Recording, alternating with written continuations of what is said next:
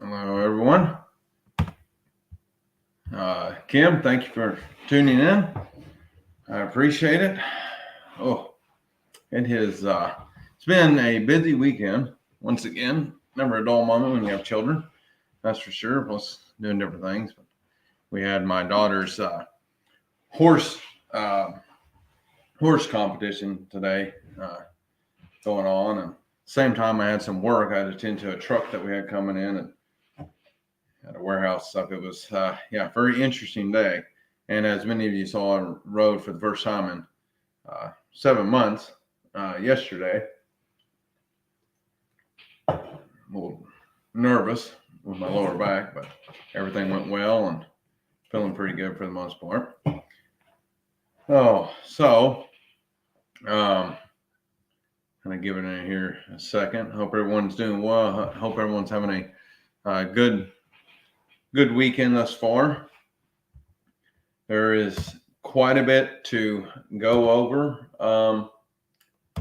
today. It should be fairly well, as each little lecture that I've done has shown to be. I'd hope, anyhow.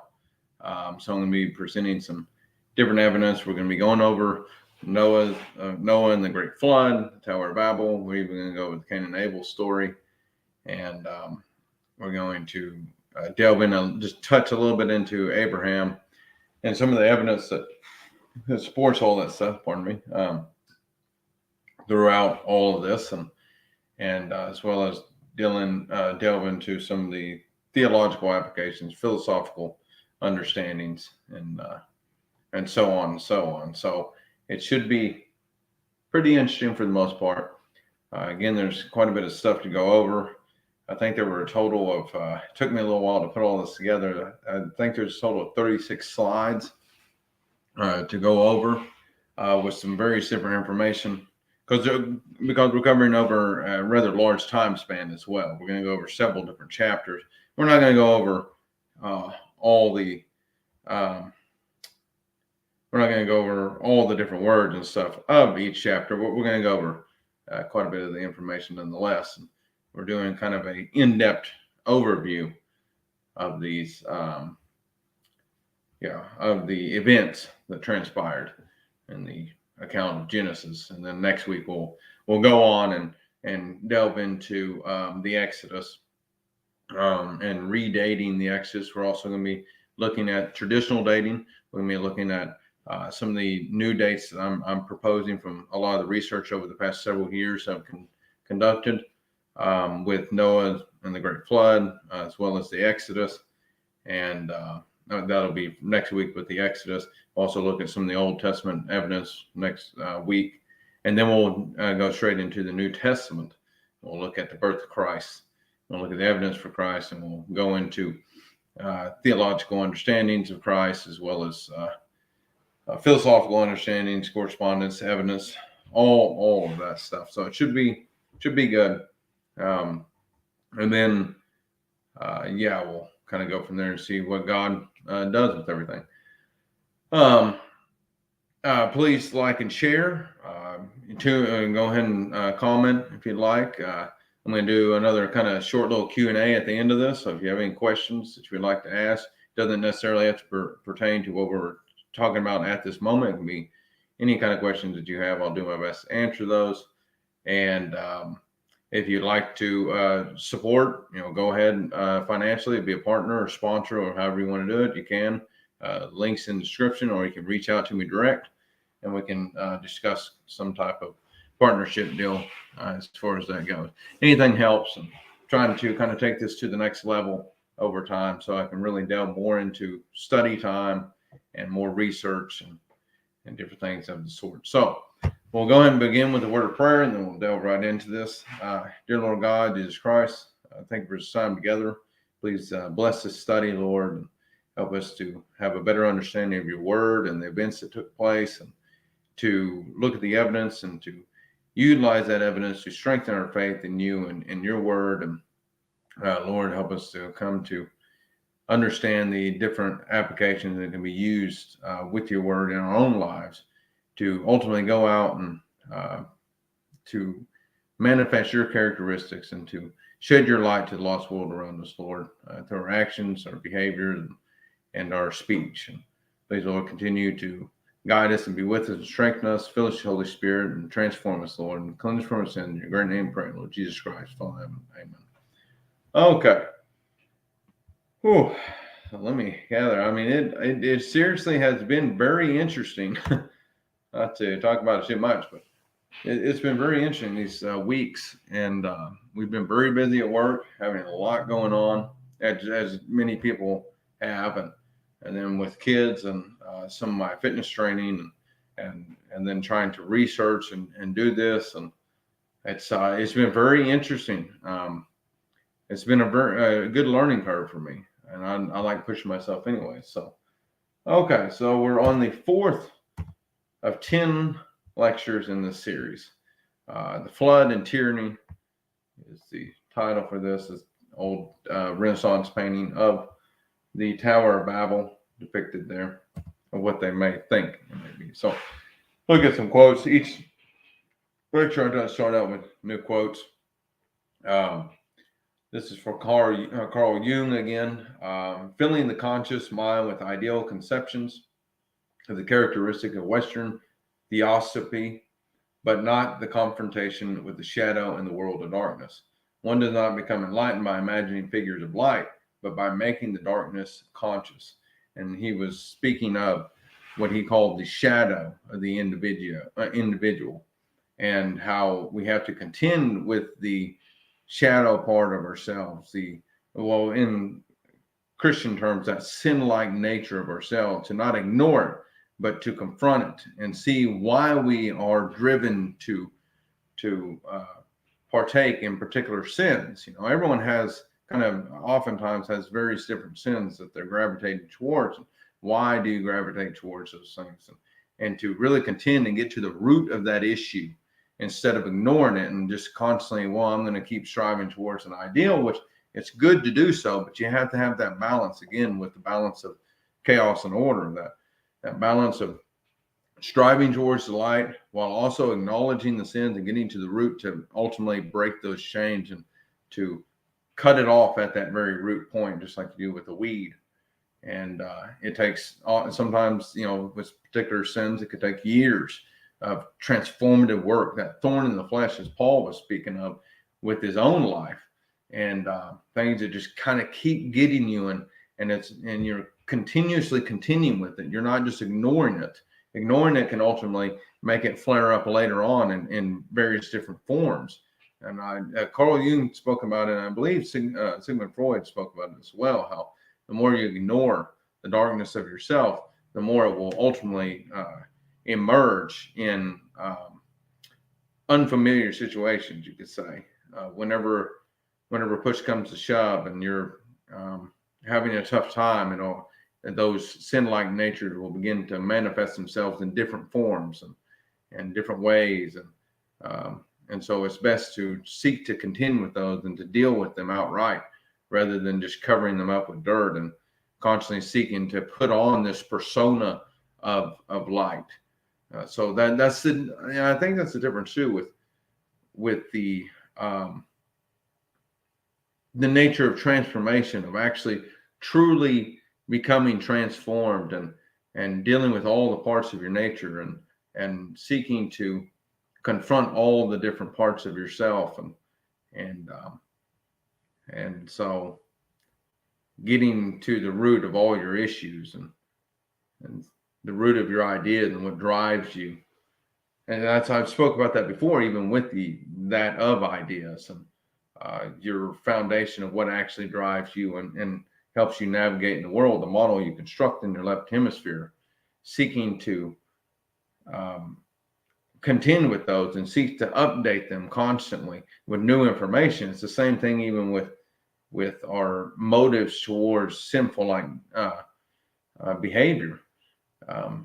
Contending with those, stopping ourselves in the moment. Why am I seeking to engage in this behavior? And seeking to constantly get to that root of that issue. And the more we study and graft in new information, it'll actually ultimately help us contend with those issues. So it all goes hand in hand. Not only is that new information helping um, enlighten your understanding, update the current model in your left hemisphere of ideas that navigate you through the world, but also helps you contend with more primitive desires within yourself. And that's all process. It's all part of the same process of quote unquote enlightenment and transformation that's embedded within the deep philosophy of Christianity as well as Buddhism, I spoke about before. And so and then Jordan Peterson, of course, I have to quote him. He's been a huge influence the past several years as well for myself. It says the light that you discover in your life is proportionate to the amount of the darkness you're willing to forthrightly confront. But the more you take on and voluntarily the darkness in your life and seek to not just cover it up and escape from it, but to actually contend and conquer it in your life, it's at the same time as you conquer that, the more enlightened, the more light you bring into yourself and the world around you. And so, okay, just touch on a few quotes. And then Soren Kierkegaard, which is a Christian philosopher from the 18th or 17th century. I cannot remember exactly. I've been wanting to read his works. I've read a little bit and studied on him in schooling before and some of my college work, but I haven't really had a chance to delve into some of his stuff. It's really, really good thought out philosophical work. The tyrant dies and his rule is over. The martyr dies and his rule begins. So whenever a tyrant such as, what's the name of the Soviet Union, I talk about him all the time. And he's on the tip of my tongue. I can't even think about who my brain has been quite scattered today with horses and trailers and everything else going on. Stalin, Stalin died and his rule is over and the people rejoice at the end of the day. Of course, there were quite a few adherents that were grievous the day that he died. Oddly enough, they become so possessed by the ideas that he promoted that they believed him to be, essentially God in the flesh. And that's the tyrant. But the martyr, just like the apostles themselves, as well as Christ himself, of course, left a great rule behind them. They weren't much in their own life, but then they, helped instantiate and propagate new ideas into the fabric of I would say into being itself, but definitely into society and culture. And so people can have drastic impacts, as we spoke about before in the first lecture, drastic impacts, both good and bad, depending on what that idea and what fruit is bared from that idea. Christ essentially says the same thing from, a bad tree can't produce good fruit, and a good fruit can't produce bad. A good tree can't produce bad fruit. And so I'm getting text messages over here of my daughter with her ribbons from the horses. I got to see some of it, but okay. Sorry. Here we go. So we have traditional dating of the Old Testament, where really want to focus on that more than anything else. So, and of course, this doesn't actually show. Okay, this is mostly for the Exodus. I did not see that. I was trying to piece all this together. There's just so much information I was having to squish in here. So, well, first off, we have 2100 BC. So this is about 4,000 years ago from our time. The traditional dating of Noah and the flood is about 2400 BC, but there's little to no evidence whatsoever of a mass flood at all during that time. So it doesn't really fit archaeologically speaking or geologically speaking as well. There's no evidence of a mass flood occurring during the time. Actually, that was during the flourishing of the Old Kingdom of Egypt, which was one of the most prosperous times in Egyptian history. But during the Old Kingdom, Egypt ran from about 2600 BC, 2700 BC or so until 2200 BC. And we'll be going over that next week with the ideas of the Exodus taking place during that time. The traditional dating places the Exodus anywhere from 1446 right here this region, to even up to 1200, 1400 BC. From what I've researched, and this is according with the work of an archaeologist, and I've kind of taken his work and expounded on even more, expanded it even more in the past few years. And we'll talk about him next week, dating it to the old kingdom of Egypt, the collapse of the old kingdom of Egypt for the Exodus at 2200 BC. And so much earlier than traditional dating standards. And a lot of the traditional dating standards goes based off of one single verse in the Bible found in 2 Kings, I believe it's chapter 6, the first or second verse. It says that 480 years have passed since the time of the Exodus to the time of the building of Solomon's temple, which was placed around a little after 1000 BC, about 950 BC. And but the issue with that is that's the only evidence that we're going based off of for the time frame from the time of the Exodus to the time through the time of the judges to the time of David and then King Solomon and the building of his temple, is that one verse. And the archaeologists have proposed the idea that it's much earlier, to the time of the old kingdom of Egypt, is stating that it's that there was a mistranslation in the copying of the manuscripts, and that really it was maybe 1,000 and something years that have actually passed, or 1,000 years or so. Because 480 is a very generic number, and you see that even in the text of, well, even throughout the story of Exodus, you see 40 continuously being instantiated in the text, 40 years, and then you see the same thing in the book of the Judges. And I think that's more of a generic term that they use if they don't know the exact years. And the authors of the book or the copying of the manuscripts of the books over time have just put those dates in to help just give a generic number, a wholly generic number in there. Because 480, when you divide it by 12, equals 40. And so it's 12 times 40 equals 480.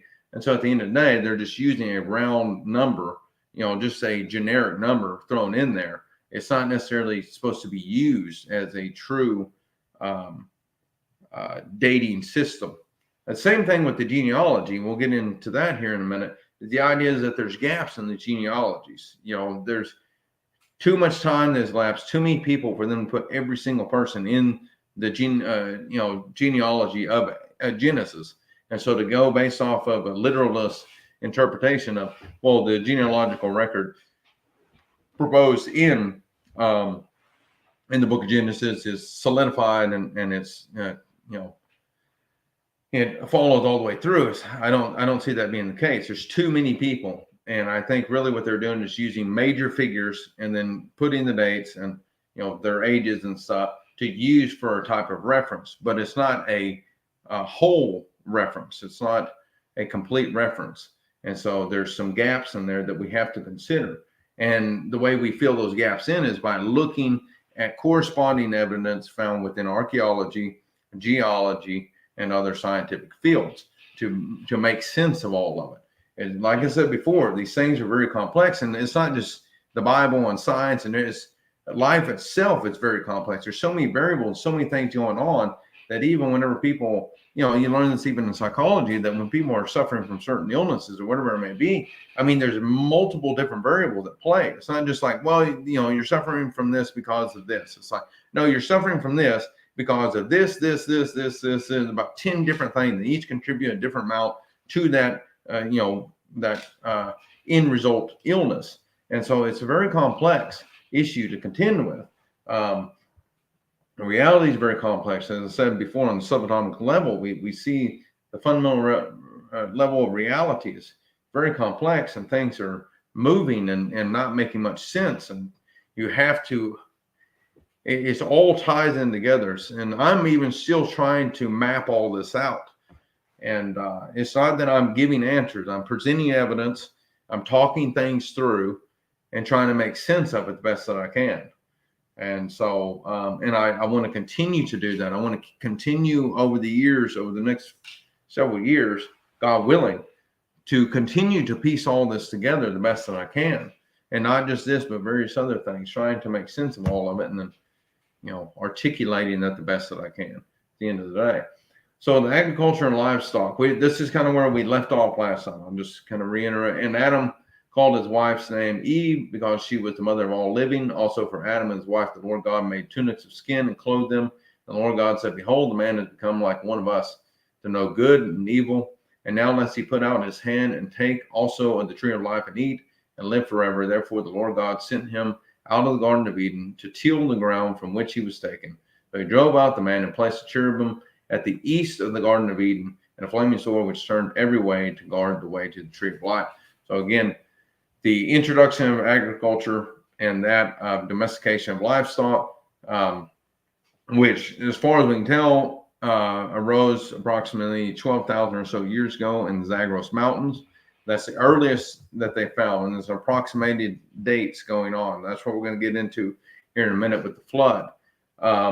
So it could be even extended even further back, let's say 15 to 20,000 years ago in the Zagros Mountain region, which is east of the proposed location of the Garden of Eden in modern day Turkey, where four rivers branch out from the source river there at the Marat area.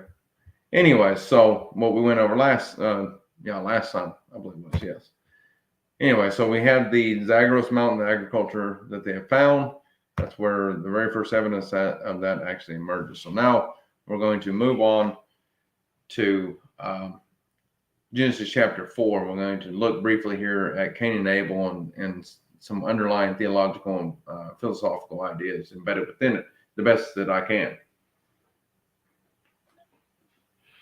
So it says, now Adam knew Eve, his wife, and she conceived and bore Cain, and said, I have acquired a man from the Lord. And she bore again, this time his brother Abel. Now Abel was the keeper of sheep, but Cain was the tiller of the ground. In the process of time, it came to pass that Cain brought an offering of the fruit of the ground to the Lord. Abel also brought of the firstborn of his flock and their fat. The Lord respected Abel and his offering, but he did not respect Cain and his offering, and Cain was very angry. His countenance fell. And so the Lord said to Cain, why are you angry? And why had your countenance fallen? If you do well, will you not be accepted? And if you do not do well, sin lies at the door, and its desire is for you, but you should rule over it. So there appears to be some implicit favoritism of God going on. And that's what some people automatically assume. They're like, well, God favors Abel, but he doesn't favor Cain at all. And maybe that's the case. Maybe there's something implicit in the essence of being that some people literally have bad things happen to them, not to their own accord. Like it literally, or it unfolds to its own accord, and not anything, not anything that is done necessarily by them in and of itself. And that can be the case. I mean, there are times that happens, and we don't really understand to why. And that's where it goes beyond us, because we don't understand the whole of the context.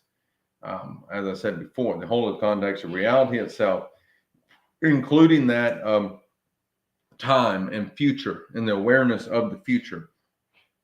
And that's something too that I believe that Adam and Eve really began to understand once they ate the tree of knowledge of good and evil, is that it brought on a full awareness that also had them more aware of the future itself. And as I said before, I'm still trying to work all this out, especially with the story of Adam and Eve, because it's layered on top of stories and ideas, and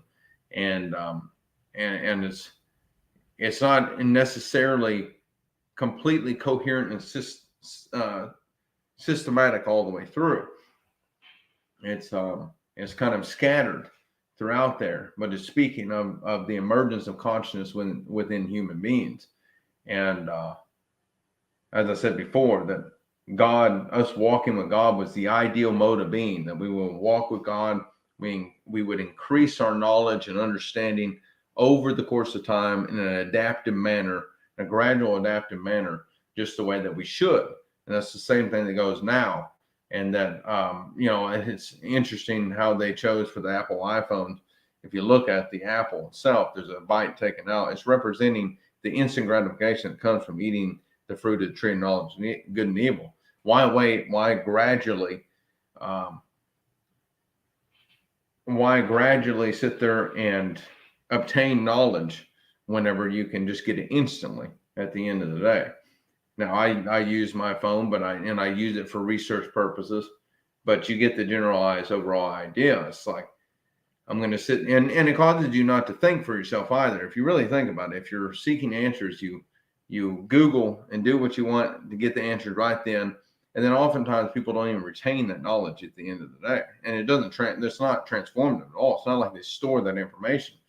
If they're in a heated debate, they're like, well, let's look that up and find the answers real quick. Oh, see, just to end up, they're utilizing it to impose their will upon reality.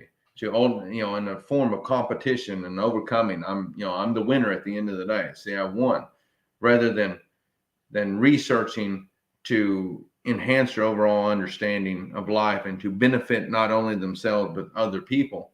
They use it for means of competition and to rise above, and so yeah. Going off there for a second, as far as the ideas of, we have the vulnerability that we're exposed to, especially as we became more conscious, is not only the environment we inhabit, but time itself, that of the future. Now we worry about the future. We're concerned with the future. We know that the future is coming, while animals don't know that the future is coming. That's the difference of intellect that we have. A heightened intellect, heightened sense of conscious awareness, completely different from the animal kingdom. And it gives us a much greater sense of anxiety, if you have any sense. It is fascinating because, as I'm talking about that, Sigmund Freud, he discussed this idea of death anxiety. And he said that religion was the opioid of the masses, and that really it was just to treat death anxiety, to help people, comfort them with future events and with death itself, and to give them comfort at the end of the day. But an atheistic view is the same thing. If you really think about it, it's a death anxiety. It's like, well, at least if there is no God, if I can convince myself that there's no God at the end of the day, what does it matter? I can have a nihilistic, hyper-rational perception of reality and play that out. And it really doesn't matter at the end of the day, because there's, reality is nothing in and of itself, because there is no higher intelligence, and it's all but vanity anyway. So I'm just going to do what I want, get what I want while I can, eat, sleep, or eat, drink, be merry, for tomorrow we die kind of philosophy. I would say that's more of a death anxiety feature rather than religion or Christianity in and of itself, because there's not much death relief anxiety going on there, I would say. Death anxiety relief, because, at the end of the day, you're constantly seeking to come to know God, and it takes a lot of work in order for you to connect with him and to be sure that you're even going to be with him for eternity to begin with.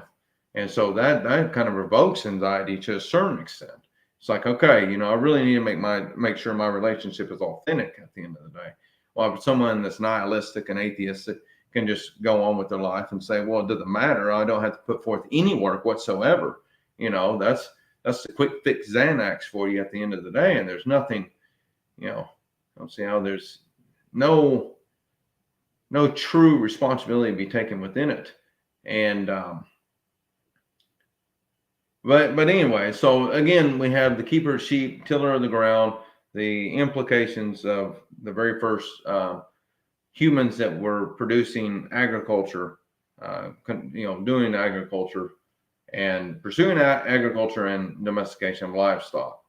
And But what's interesting too is with the ideas that maybe God just didn't like Cain, did not favor Cain over Abel. The reason that's not necessarily true is due to the fact that the latter verses going on. It says that, why are you angry and why is your countenance fallen? If you do well, will you not be accepted? If you do not do well, sin lies at the door, and its desire is for you, but you should rule over it. And so essentially, Cain must have some issues going on where he's not doing well, because if he was doing well, he would be accepted. And God is not accepting his sacrifice. So he's apparently does not have all the aspects of his life put together properly. He's not making the proper sacrifices, what it implies. And so, and when you see this oftentimes with people in their life, not putting together the proper sacrifices and living, and they continuously get bitter rather than going, man, maybe I'm doing something wrong. I need to put some more things together. And then that proper sacrifice, and it'll line up, and I'll start, making progress and headway in my life.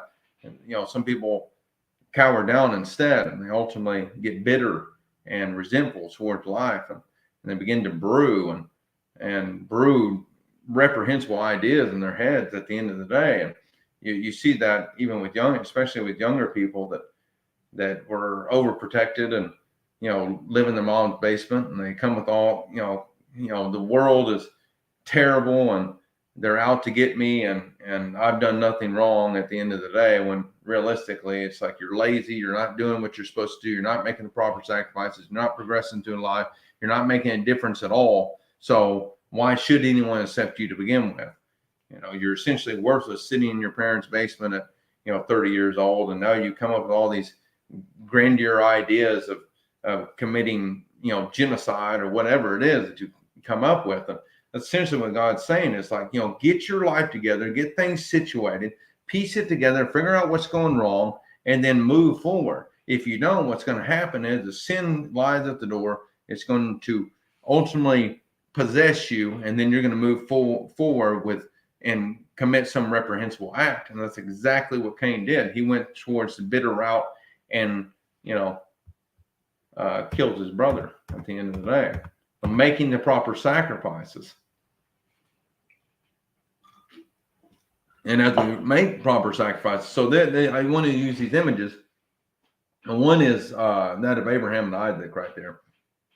And this is the fascinating part for me on the whole issue with Isaac, how atheists and any of those proponents that seek to degrade the Bible and it's like, well, God's so reprehensible, he even asked Abraham to sacrifice his son. And it's like, well, no. You're still not getting, you're not taking yourself out of the initial little context and putting yourself into the whole of the context. God is outside of space-time.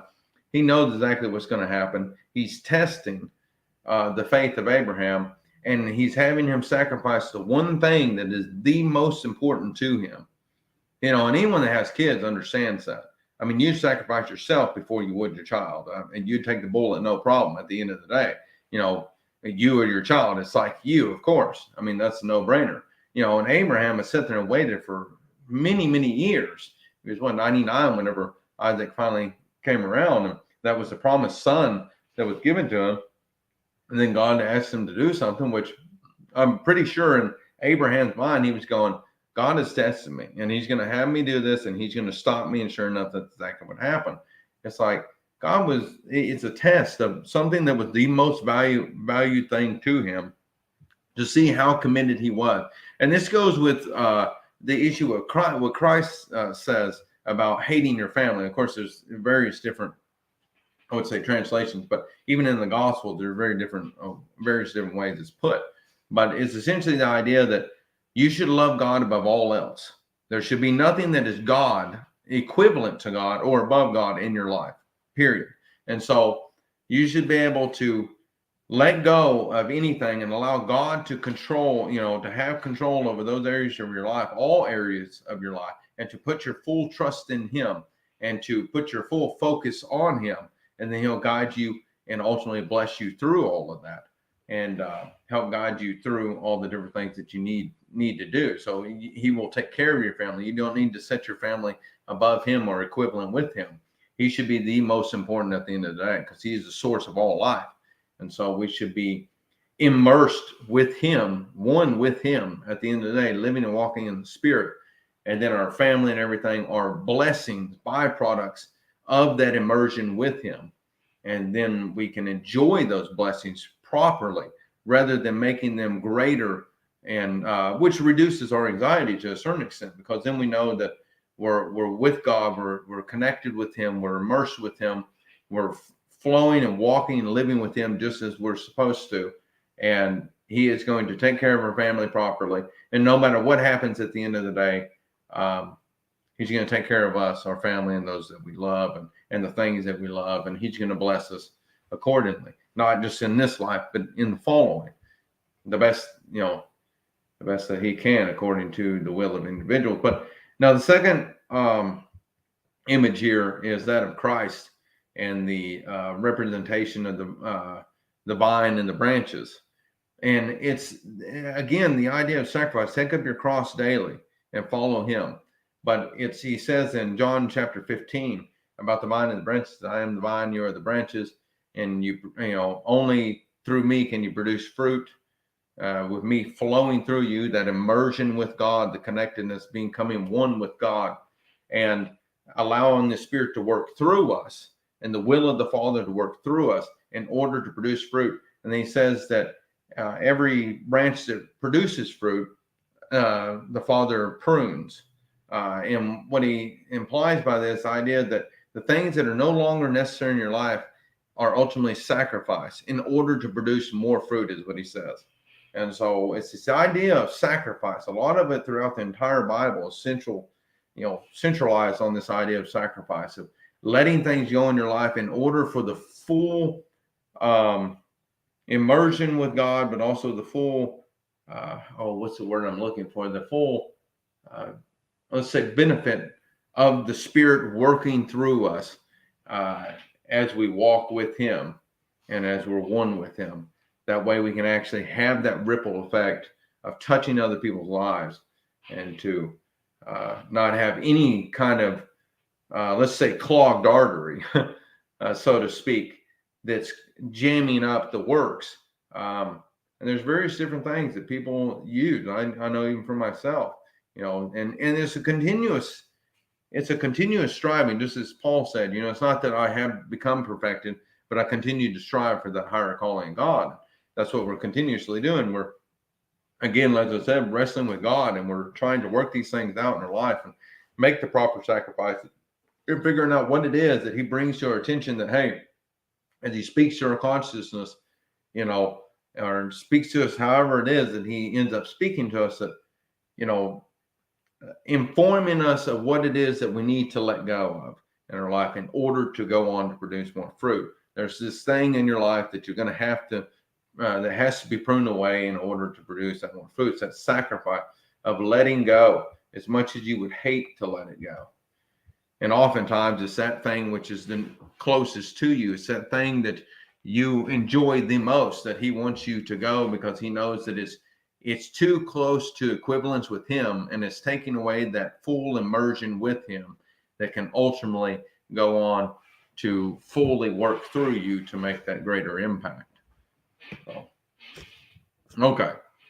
So this is killing the idea. It says, now Cain talked with Abel, his brother, and it came to pass when they were in the field that Cain rose up against Abel, his brother, and killed him. Then the Lord said to Cain, where is Abel, your brother?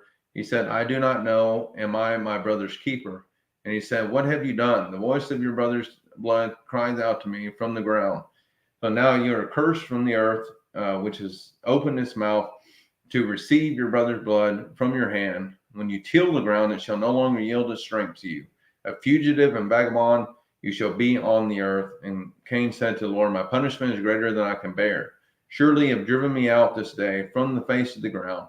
I shall be hidden from your face. I shall be a fugitive and vagabond on the earth. And it will happen that anyone who finds me will kill me. The Lord said to him, therefore, whoever kills Cain, vengeance shall be taken on him sevenfold. The Lord set a mark on Cain, lest anyone find him should kill him. And so And you know, there's a lot compacted in these stories. There's really quite a bit, and this is a very short story that's being told here with the story of Cain and Abel. But well, first off, it says, you know, am I my brother's keeper? It's like, well, yes. You know, that's the idea instantiated within Christianity, is that we're we're our brothers and sisters keepers, and we keep each other, and we're helping each other, and we're encouraging each other, and we're praying for each other, and we're helping each other. And it's like, yes, you are your brother's keeper. You are your sister's keeper. You're there for each other, and you're all interconnected, and you're all working together, and you should be taking care of each other. And but what's even more fascinating is the fact that Abel essentially was Cain's ideal representation. And God does this, and I'm sure you guys that are listening have experienced this yourself. You'll see certain people doing things that are better than you. Now, there's a couple different ways that you can assess this. Either you can assess this in the manner of rooted in resentment and jealousy, going, "Oh, great, you know, those people look like they're better than me, you know, so I'm going to respond accordingly, and I'm going to have this resentment and jealousy, and I'm going to push them out of my life and do away with that which, you know, because what it is they're essentially this. It's not that they're an ideal representative, but it's an ideal type of, oh, what's the word I'm looking for? It's the archetype speaking to us, is what, according to Carl Jung, it's this archetype. It's the ideal standard that speaks to us. Now, I'm not saying that person is the ideal standard. What I'm saying is they are. It's a beacon of light that is speaking to you of the thing of which you lack. This is an area which you lack, and you could do better in. It's not that they're better than you, or that they're better in all these different areas and stuff. It's like this one area that they're doing better is an area God is speaking to us through them, saying, listen, see how that person, you could do just as well as they could in that area of your life. And the reason you feel judged is because it is a judge. It's acting as a judge to us. It's judging us because we know we're insufficient in that area. And God's saying, listen, if you just extracted a couple more things out of your life and put a couple of pieces together, you could, exhibit that same trait along with all the other areas you've been working on. And so, I've experienced, encountered that plenty of times in my life, of people that are doing things that are better. It's not even them. It's not like it's them that in and of themselves. It's the thing that they're exhibiting to you that you're like, man, I could do better in that area of my life. They're actually informing me of an area that I'm struggling in, that I could do better in, without their knowledge. God is actually using them as a vessel without them even knowing it necessarily. And so you could either approach it to a deal of like, well, I'm going to have resentment and jealousy and, do away with these people. That way that judgmental factor doesn't speak to me anymore, although God will find another person or another way to speak to you in that regards. Or you could approach it in the manner of saying, okay, God's speaking to me in this particular area. I'm going to go ahead and improve this and do the best I can to improve that, and seek the way and watch and observe their behavior and see how they're doing that. That way I can, in order to learn from them and become better. And actually a great example is that of racing, for instance, motocross. For those motocross people that listen on here, the best way of learning how to do things is oftentimes watching the best riders. And, you see someone, let's say someone's a little better than you on the track, and they're like, man, you could sit there and get angry about it and be resentful and go, man, I'm going to try my best to beat them the next time. Or you could be smart about it. Watch what they're doing different on the track. Now, I'm not saying we're competing against each other in the body of Christ, but this is just trying to use a generalized example here, is that you begin to watch what they're doing and see what they're doing different on the bike that you could apply yourself. And then over time, as you keep watching them, you implement that, all of a sudden you've improved your riding skill. The same thing is living and walking with God. We can improve ourselves by watching others and seeing where we're weak at, not as a factor of competition, but rather as enhancing our overall being to go out and be a greater light to the lost world around us. And And the more we observe, and we're observant creatures, we're sociable creatures, and we've been doing it for millions of years, observing each other and behaviors and things. And the smart ones, I believe, are the ones that advance the most and succeeded, evolutionarily speaking, by observing other people's behaviors, not in a form of competition, but as going, how could I ultimately learn from this person? That's a humbled approach too. It's like, instead of acting like you're better than everybody else, humbly approaching, things that's really stand out to you and speak to you, that that you lack in your area of life, and going, okay, how are they doing that? How can I improve on that area? And let me observe that and let me implement that little by little over time. And then that will improve myself. And I'll be a greater voice for God, and a greater a vessel for him at the end of the day by implementing that. And that's also a means of obtaining new information.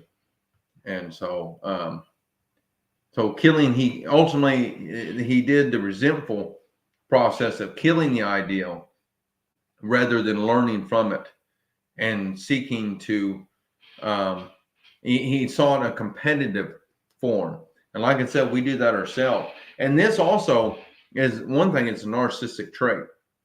A narcissist is very well known for, people that aren't going to go with them or make them feel better. If there's someone that judges them, so to speak, that's doing better than them, they'll do their best to do away with them or ruin their reputation. That's very common among females, by the way.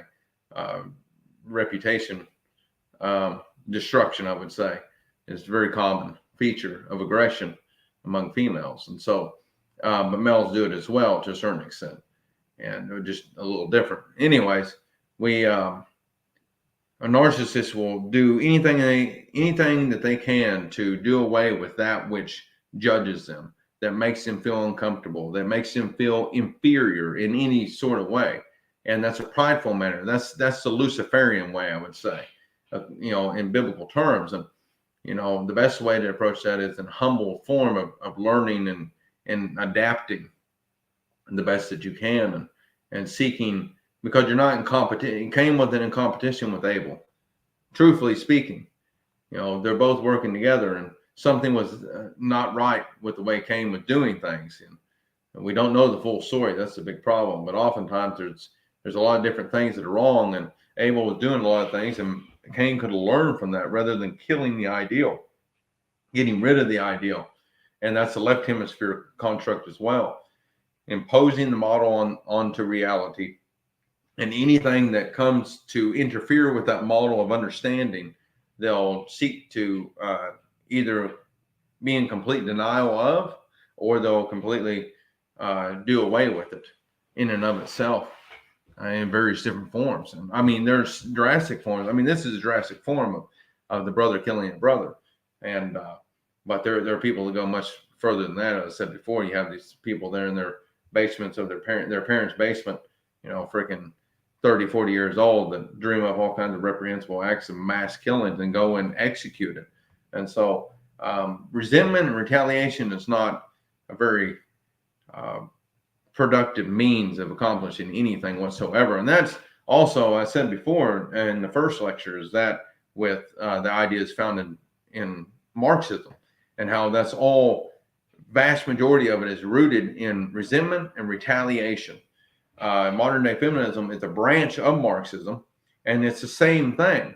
It's like, well, we're just not equal enough. And then all of a sudden they even get equal, or they surpass men, and then it's a celebration. Oh, well, now we surpass. It's like, wait a minute, if you're really about equality, you would be like, we got a problem, let's fix this. Instead, you're rejoicing. You're rejoicing of an inequality. So therefore, you're not about equality whatsoever. You're ultimately about resentment and retaliation. And so that's the whole idea of Marx as well. And that's why every time that Marxist ideas were instantiated within a society, it collapsed the society, essentially. It became an absolute tyranny, a murderous tyranny, and then it would collapse upon itself. We saw that with Stalin, Soviet Union. We saw that with Mao's China, and in Cambodia, and several others. So it's had drastic consequences. And so, Ashley, thank you. I appreciate it. Thank you for tuning in, of course. Hope you're doing well. So, okay. So we'll continue to move on here. Wow, I can't even believe we're already at almost an hour. Okay. Killing the Ideal. Now, this is just a medieval representation. I love medieval art. It's very simplistic, but there's just something very interesting to me about it. And then you see this revolution and evolution of art as it goes from that period to the period of the Renaissance. And also what it represents as well is this interesting period of tyranny as we're getting into the ideas of tyranny, that of Tower of Babel here shortly.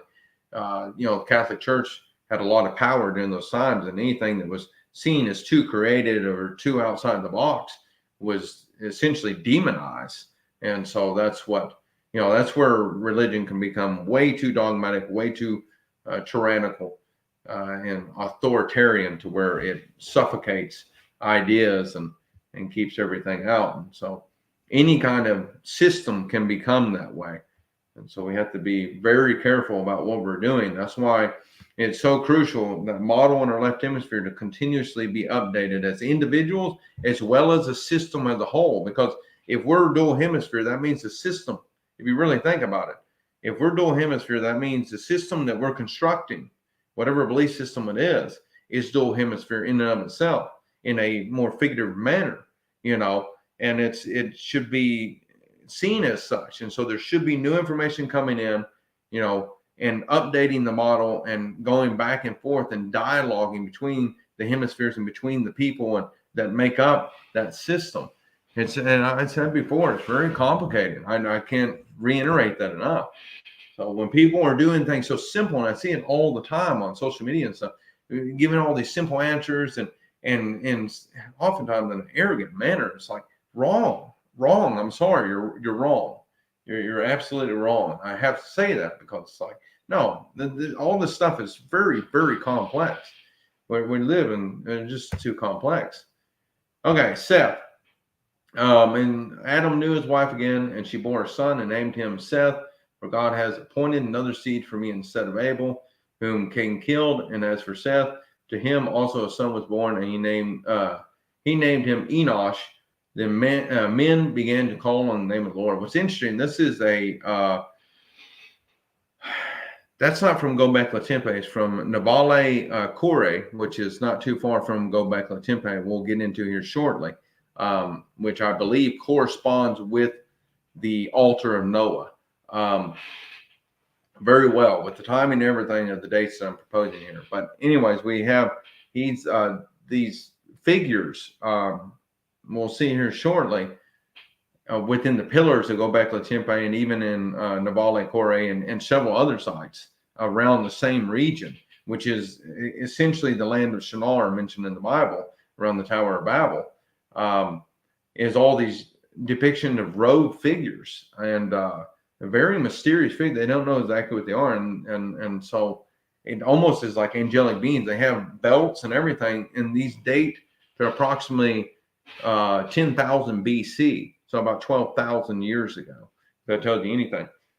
And these are the very first depictions of any such thing. Prior to this, you have some cave paintings that depict some various different entities in and of themselves. But the only type of figurines that they have ever found were what's called the Venus figurine, but they're not even sure exactly what, and that dates to approximately beginning, I think, around 30,000 years ago. These Venus figurines, they generally don't really have a head. They have like all these little dots, things around the head. Some have proposed maybe their eyes. They're not even sure exactly what they are. They think they represent a fertility goddess of some sort, which may actually ultimately represent that of Eve, the original mother, and it's a mother-like figure, very somewhat overweight, obese figure. It's akin to, I would say, the grandmother figure type representation within the Venus figurine. I should have put that on here, and I didn't as I'm talking about this. But anyways, we'll get more into these mysterious figures as it goes, which correspond also with the sons of God as well as Nephilim. Okay, so here we are, ascension and the Nephilim. Now it came to pass when men began to multiply on the face of the earth, and daughters were born to them, that the sons of God saw the daughters of men that they were beautiful, and they took wives for themselves of all whom they chose. The Lord said, My spirit shall not strive with man forever, for he is indeed flesh, yet his days shall be 120 years.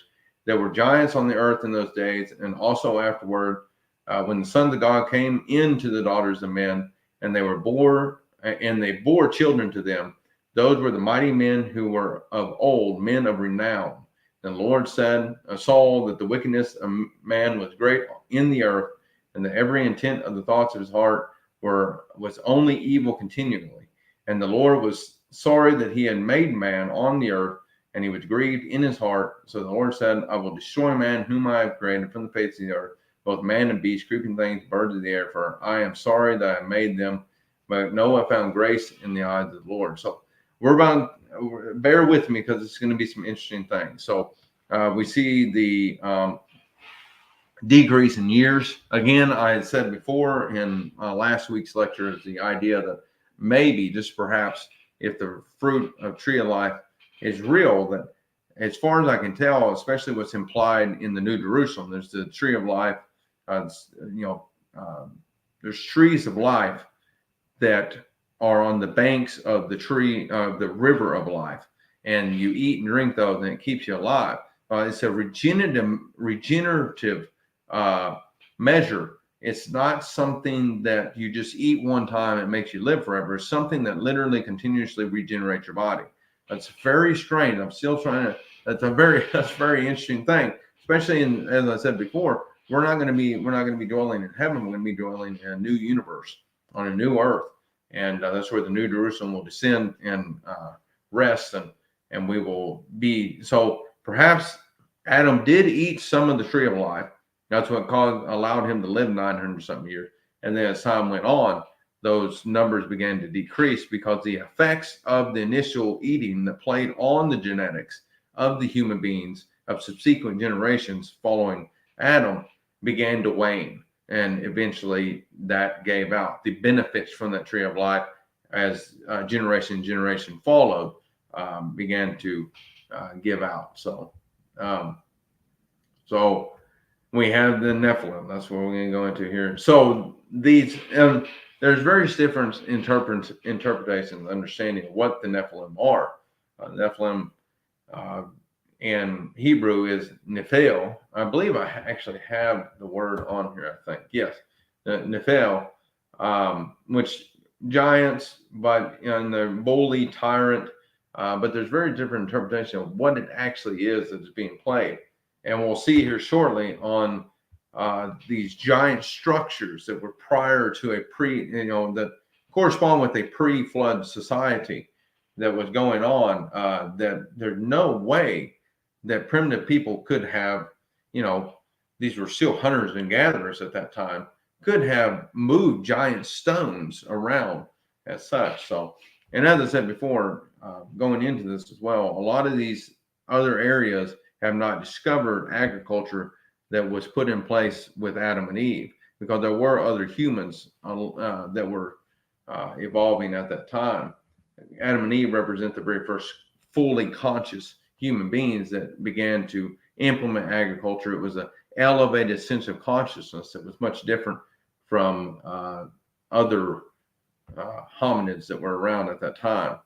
And we see these leaps. I spoke about it before in a couple of lectures ago about that of utilizing fire and food and tool making and things that help actually, and bipedalism as well, were factors that actually substantially increase our intellect and consciousness, intelligence. And so I believe that what Adam and Eve experienced was another giant leap in intelligence and consciousness that helped them generate the ideas of agriculture. Well, what they learned in the Garden of Eden, essentially, because they were tending the garden and taking care of the animals and everything else. So they learned and then used that new information and applied it outside. Okay, so these are the pillars of Göbekli Tepe that we'll get into here shortly. See, these are belt features right here. This is the one they believe is some belt, and they're wearing some robe, which is not indigenous to any of the hominids living at that time. People were not wearing long robes and doing things like that. So these are mysterious figures, and they're very tall. You can see the long arm features, and see they have no heads, but that the Urfaman is what what the figure that I shown earlier, previous slides, is called. And he may actually be from Urfa. I thought he was from Navali Kori, but I think he's from Urfa. I think they're two different sites, but they're all essentially representing a lot of the same stuff that's from Göbekli Tepe. And Göbekli Tepe is called the very first world temple, where the sacrifice of animals were done around 10,000 BC. And we're going to go into that here shortly. I'm going to try to get through this best I can to show some of the evidence that Noah's flood did not occur in the traditional dating in 2400 BC, but rather almost 8,000 years prior to the traditional dating to around 10,000 BC. And Göbekli Tepe has a strong connection to that of Noah himself. And these are some cave paintings, and if I'm not mistaken, these are actually Native American cave paintings of giants as well. So long arms, skinny body, you can see this, and it's the same thing here. These are long, skinny arms and almost alien-like features. I mean, when you think of some of the films they've produced of aliens, especially, the thing I think of the most, and the thing that's very odd and strange to me as well, we'll get into next week with that of Exodus and Pillar of Fire and Pillar of Cloud. I've thought of this, and I have a video, if you ever have time to watch it, for those of you who are interested, on heavenly technology. I believe that they have higher technology than what we have. To think that it's all just magic, it's like, no, let's get real about this. Like, they have advanced technology and much more advanced than us, and there's something going on there, especially with the Pillar of Cloud and various other references that are going on throughout, from Genesis all the way to Revelations. You see it time and time again. Even with the transfiguration of Christ, a bright cloud overshadows them, and a voice comes from the cloud. It's like, what are we dealing with here? Christ comes on the clouds of heaven. What does that mean? He's taken up into a cloud, literally taken up into there like a UFO show. It's crazy stuff. I'm not saying they're UFO. That's not what I'm getting at. That's what I'm trying to, reiterate to people. It's not that I'm telling you that they're beings from another planet. That's not what I'm getting at all. These are entities, creator, whatever it is exactly, to the precision, I don't know. But it's something outside of our universe, a higher dimensional realm, the heavenly realm, quote unquote, that is acting upon our own reality. And they're traveling to and from, and maybe they're using that technology to travel back and forth. And like I said, it's very complex, and I'm doing my best to work this out the best I can. So, Alan, thank you for tuning in. I appreciate it. Really appreciate everyone coming on. And so, yes, then the film. See, there's Urfaman. And we had these pillars, and they're depicting giant beings. Each of these pillars weigh about approximately 20 tons. And there were hunters and gatherers. They weren't even doing full-fledged agriculture at that time, moving these pillars. And their circle, we'll get into that here shortly. It's a phenomenal feat. It just completely rewrote human history to a certain extent when that happened. Because you think of the thing that is akin to is that of Stonehenge in England. Stonehenge was created, one thing, there's nothing have even nowhere near the intricate design that Göbekli Tepe does, as you can tell. But those pillars were put up in place at Stonehenge about 6,000 years ago, 4,000 BC. This was 10,000 BC. Out of nowhere, these pillars emerged. And then from there, different sites began to erect pillars that were smaller in size, but identical to what was found in Göbekli Tepe. They're all over that part of Earth. It's phenomenal. Okay, now we'll get even further into the ideas of the sons of God mating with the women of Earth and producing giants. most I hear different interpretations, especially from literalists. They don't even begin to assume the idea that angels can mate with human beings, although somehow the Holy Spirit came in to Mary and produced the Son of God. And so it's you have to have somewhat of an open mind with this stuff. It's like they're telling stories, and they have been for thousands of years of these beings coming and visiting us, and angelic type beings. And we see that even in the stories of the very first civilization of Sumer. We also see it in the Egyptian mythology as well. These beings that come, but Sumer done a really very good job, the Sumerians, of depicting what we call the Anunnaki, and that's what this word is up here. And I'm going to kind of break that down here from Deuteronomy. And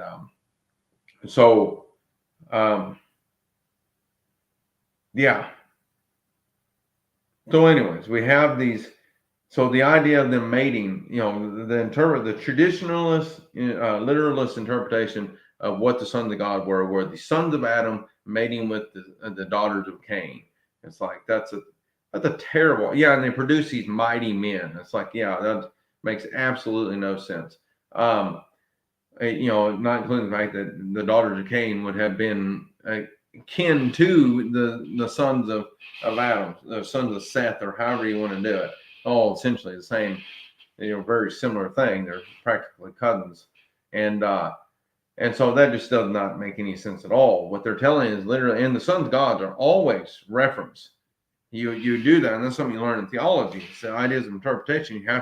They have consistent references throughout Scripture. Well, you see the sons of God always referenced as angelic beings, and so it's like they're producing this giant offspring that are highly intelligent, apparently, and like I said, we'll see here shortly that prior to the flood, we see all these megalithic structures being produced that are outstanding, giant stones and stuff that we today would have difficulty, if not impossibilities, with our current technology to be able to move and set in place like they did. And somehow they write them off as ancient people, these primitive hunters and gatherers, slap these things together with no issues, with no technology, with stone tools. It's like, yep, that's exactly what happened. That's a false narrative. Now, if there's any narrative I was going to state that was false in the realm of scientism, it would be that's for sure. It's like, wrong, man. There's something else going on here, obviously.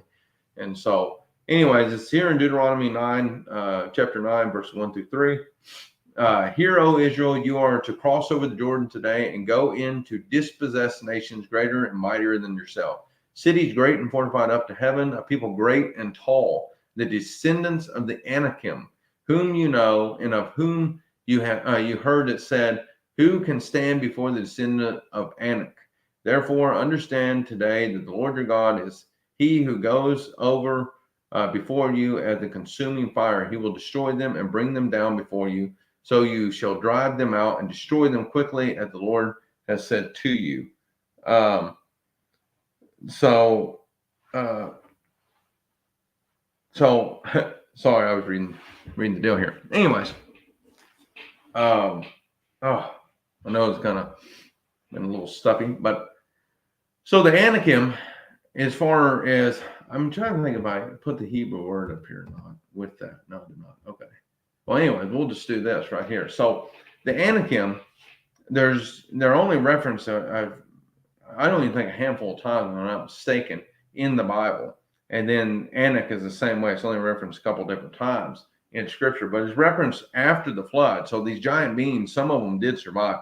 The idea, and this is the issue too, is that when you look at Scripture from a literal point of view, I think we're missing a lot of things with it. And so knowing them were spared, God helped them and spared them. But I believe there were other survivors. And in the flood necessarily wasn't maybe quite as profound as what they is depicted in the Bible. And that doesn't deter anything. What that states is that understand that the written text, even in Moses' place at 2200 BC, that's about 8,000 years, or actually almost 9,000 years following the flood, and I'll get into here shortly, of Noah itself.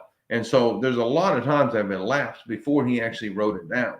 And then you have the copying of manuscripts. And there's no telling what was lost during the Babylonian exile. That's another issue to contend with. So then they had to, now it was the oral tradition, so they were able to memorize a lot of different things. It was a lot different then. But at the same time, then they had to go back and put most of it back together. And that's where we have the Dead Sea Scroll. And those are the earliest manuscripts of Old Testament that we have on hand. And it only dates to about 200 BC. Some of the earliest ones date to 200 BC, found within the Dead Sea Scrolls. Now, thankfully, literally all of those manuscripts and fragments and everything correspond with what we have today. But it would be wonderful, and we'll see next weekend whenever I tap into some of the Old Testament evidence around the time of King David, Solomon, and there are a few different verses that are referenced and etched on stone and stuff prior to the Babylonian exile that corresponds still with, I believe it's the book of Psalms and things of that nature. But it would be wonderful if one day they ended up finding some manuscripts that predated the Babylonian exile. That would be a miracle in and of itself, because then we would have even more firm evidence of what was written down prior to the exile to Babylon. So anyways, the Anakim and the Anak, well, in Sumerian society, they were called Anunnaki. And the Anak was the father, I believe it parallels with that of the head god of the pantheon of Sumerian religion, but I don't think it's, I think it's more complex than that, but they say pantheon. But anyway, because they herald most of them as gods. But as far as I can tell, and we'll get into this later on with the sword of Christ, and I have touched on it in previous shows and stuff, is that of Anu, which is Father in heaven, and that's the head god of the Anunnaki. Then you have Enlil, which is this direct son of Anu. And there's so many parallels from written texts that are dating back to 2500 BC, 2200 BC era that parallel that with Yahweh as well as Christ. Enlil and Anu were often seen as one. They were interchangeable with each other. They were one and the same. They're father and son. And a lot of the poems and stuff that were written, hymns and stuff that were written about Enlil, parallel with that of the Psalms and stuff that were written about Yahweh, as well as what's said about Christ. And it is phenomenal. So these may be the same, entities, deity that were are referenced in the Bible, and they visited Samaria. And there's, like I said, it's very complex, and so trying to piece it all together. But Anu and Enlil, if it is true, then would be Yahweh and Christ. It would be father and son, and they were often seen as one. And then you had Enki, which I believe is akin to Lucifer, I think. I'm still trying, but he was the head of the Anunnaki. So it would make sense that because Lucifer was the head of the angelic beings before he fell. And so anyway, and then, I think in the Sumerian tale of what's a parallel to the story of the Garden of Eden, they made man to work in the garden or something, and Enlil was seeking to keep man from the tree of knowledge of good and evil, and Enki was the one that ultimately helped him help man successfully eat the tree of knowledge and good and evil. I think it's something, I got to do some more research. It's been a while since I've heard that story, which would parallel over, correspond well with that of the Bible. So these are, and so the Anunnaki, this I believe is actually a representation of Anu, and these are grown humans. So you can see the difference in structure there. And this was etched in stone. If I'm not mistaken, about 2700, 2800 BC or so. These are fascinating. First of all, okay, this is Gilgamesh. He was pretty much half Anunnaki and half human. So he was the Nephilim, essentially. And you see, this is actually a full-grown lion in his arm. That's how large this dude really is depicted. And so we have the Epic of Gilgamesh and story about him going and having his journey and stuff. That's one of the very first true epic stories that have ever been written. These are fascinating. I want to put this up because this is just very interesting. These are called eye idols of Samaria, and they predate even the stories of Anunnaki. They're actually from about from around 4,000 3,500 BC, prior to the true full emergence of Sumerian civilization, which emerged in written language. These things predate written language. Sumerian cuneiform and Egyptian hieroglyph emerged corresponding with the emergence of their full-fledged civilization, society, and culture around 3000 BC. So this predates that. But in the region, they found thousands of these eye idols. And you can see right here, they're fascinating. I mean, the giant eyes, I mean, it reminds you of gray aliens. And I was talking about before how Michael P. Masters in his work on the idea that maybe these gray entities, if they're real, if they're true, if the stories and abductee stories, all these things are true, perhaps they're actually us from the future traveling back and influencing to a certain degree. I really want to have him on the show, one of these on my Truthcast show here in the near future, because I want to dialogue with him and discuss some different ideas with things. So it is very fascinating with that of block time and how traveling back in time wouldn't alter anything, and because it's already been done, which actually corresponds so well with the ideas found within Christianity, within the Bible. It's insane. And I thought this for years. And then whenever I read his work, I was like, oh my gosh, yes, that's what I've been looking for. Is the idea is that God can see all time unfolding all at once. And that, if you discover time travel, you would actually travel from point to point like you would in space. If you can figure out how to, bend time and space to where you can actually travel back in time, you would actually be able to travel through there like you would traveling within the 3 dimensions of space as well. And it wouldn't alter anything because it's already all been done. And so I had to go into that here later on because I don't have enough time anyways to delve in that. But it is very complicated idea to come to understand. But yeah, you can actually literally travel to a certain time because time itself is all unfolding. We just perceive it unfold. We perceive it as unfolding, but time itself happens all at one time. And the Bible pretty much states that because God can see time all at the same time happening. He can see the whole of the context. We cannot. We see it unfolding continuously. He doesn't see it unfolding. He sees it placed all at the same time. And so if that's true, that means that right now, Moses is ascending up Mount Sinai at the same time Christ is being crucified. And like everything is happening at one time, we just perceive it as unfolding. And that really, even if you were able to travel back in time to the grandfather paradox of killing your grandfather, therefore you're never born. It's like, no, you would have been born either way because you would never been able to go back and kill your grandfather in the first place because you've already been born. It's already happened.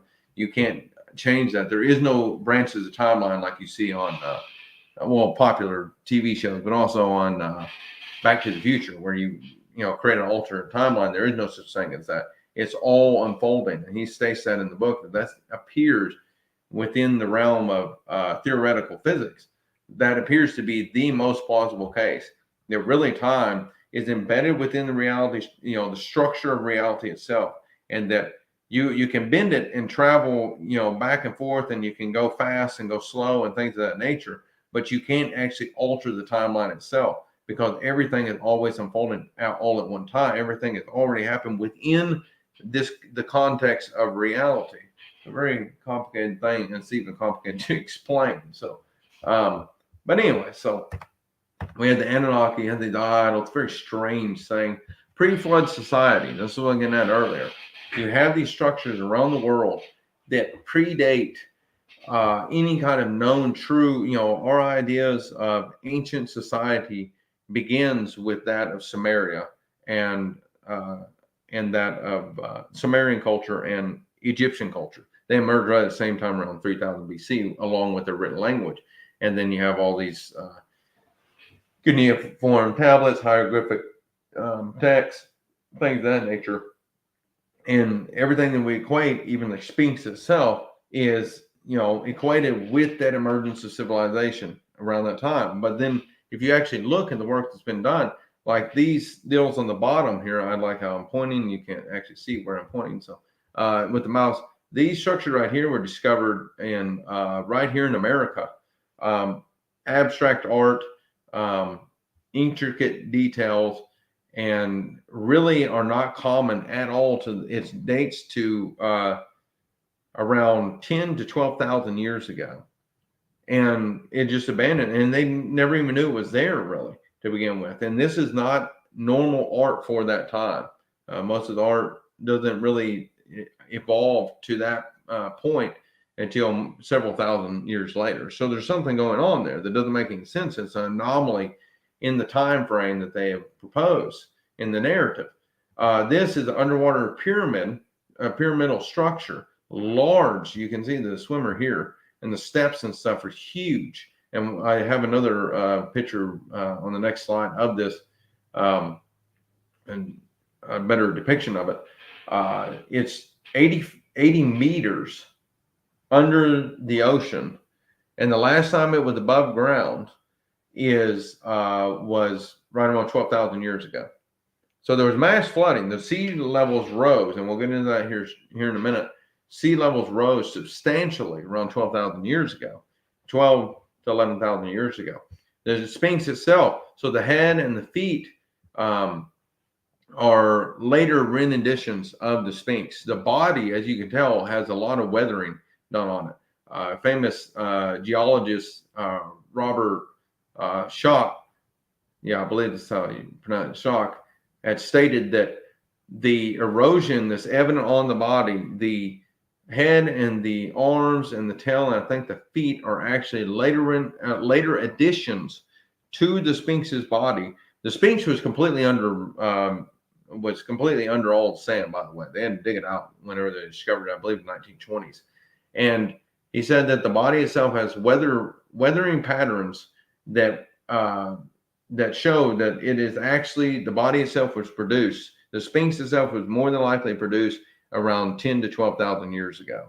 And that the additions of the head and the front legs and things were actually added around 2500 BC during the Old Kingdom of Egypt by Pharaoh Khufu, which is the same thing. He has a statue, I believe it's right in the front here, I think, that states that he built the Sphinx and that he built the Great Pyramids. Yet he said that the body is not built in 2500 BC. The arms and the head are, but the body itself is much earlier creation, around 10 to 12,000 years ago. And there are many archaeologists that state that the Great Pyramids themselves were built maybe around 10 to 12,000 years ago. And there's evidence for that. And what's interesting is those are the largest structures. All the structures that were built during the time of Pharaoh Khufu, most of them were step pyramids. They were not pyramids like you see there. And there's no other pyramids in Egypt that are even near the size of those. So it's like, why those three? Not including the fact that alignments, as far as they can tell with the stars of Orion's belt, is where the pyramids are actually trying to align with. If you backtrack to their proper alignment, it dates to around 10 to 12,000 years ago. So these structures, and especially the Sphinx for sure, but even the Great Pyramids themselves, could have been constructed much earlier, which would make sense with a lot of the large structures that we see in correspondence with that of the biblical text of the Nephilim and the sons of God being on earth at that time. Giant beings with advanced technology being able to move things much differently. This is the underwater pyramid, again, pyramidal structure of Japan. As I said before, it's 80 meters. Now, there's some geologists that have stated that that's a natural formation, but you can tell, I mean, most of it, the intricate cuts and things, and most people are like, no, there's no way that can. There's other geologists that refute that claim and say there's no way that can be a natural formation. This is something deliberately built, and it has steps and everything that lead up to certain levels of this structure. And as I said before, this structure is so large, and yet it was not above ground. It has not been out of the water above ground since about 10 to 12,000 years ago, when sea levels were much lower. So prior to the flooding of the earth. This is a geological anomaly that is located, I believe, in Cuba. Now, the person said that the last time that there were, what they had found, again, geologists said that this was a natural formation that was found. And you tell me how that looks natural at all. But it dates at least 10 to 12,000 years, if not much earlier than that. And since the Gulf of Mexico had no water, since it was low enough sea levels for that to actually exist. Fascinating enough, and they shouldn't be building things at that time. We were hunters and gatherers at that particular time, still living in caves, and so there weren't even really any humans that were around 50,000 years ago in North America. At least that's the narrative that they're pushing. They're starting to challenge that with recent discoveries. They found footprints in I think the salt flats, if I'm not mistaken, in America, that date to around 25,000 years ago, predating the assumptions that we crossed over the land bridge of the Bering Strait around 15,000 years ago during the last peak of the Ice Age. And but there's been several pieces of evidence. There's even evidence claiming that we may have been humans may have been here around 100,000 years ago. So in America, themselves. So how they got here is there's good chances that people were still building, were building boats and all kinds of things at the time, rafts, and they survived somehow across the ocean. There's no telling exactly. But anyways, all kinds of hypotheses out there. This is a city in India has been underwater for about 10 to 12,000 years. That should not be there. Archaeologists have claimed they found these are some of the stones that they have found. Large stones everywhere, intricate design, city flourishing at that time, that should not be there. Like I said, 10, 12,000 years ago when we were still hunters and gatherers and somehow had these civilizations. And that goes back even to the idea of the land of Atlantis.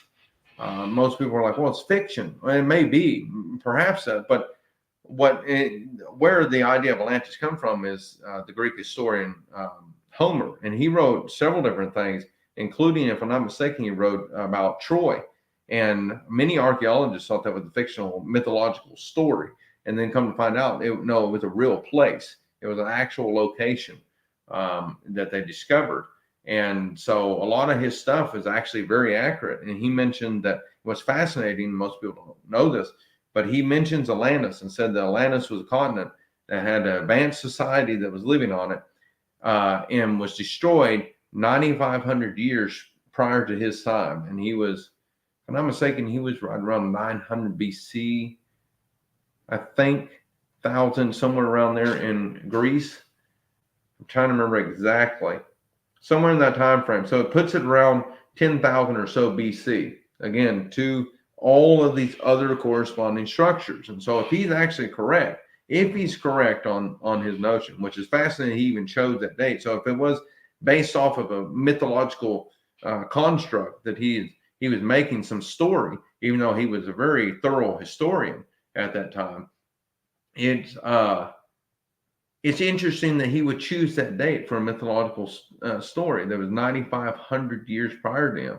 Why wouldn't he say, well, it's, a couple thousand years prior to him or something of that sort? No, he literally goes as far back as 10,000 BC, which is fascinating. Why would an ancient person write that if it's a mythological construct? Why would he go that far back in dating to state the existence of a mythological place? That doesn't make any sense, really. And the correspondence with mass flooding happening at the time, as we'll see here shortly, it all corresponds very well.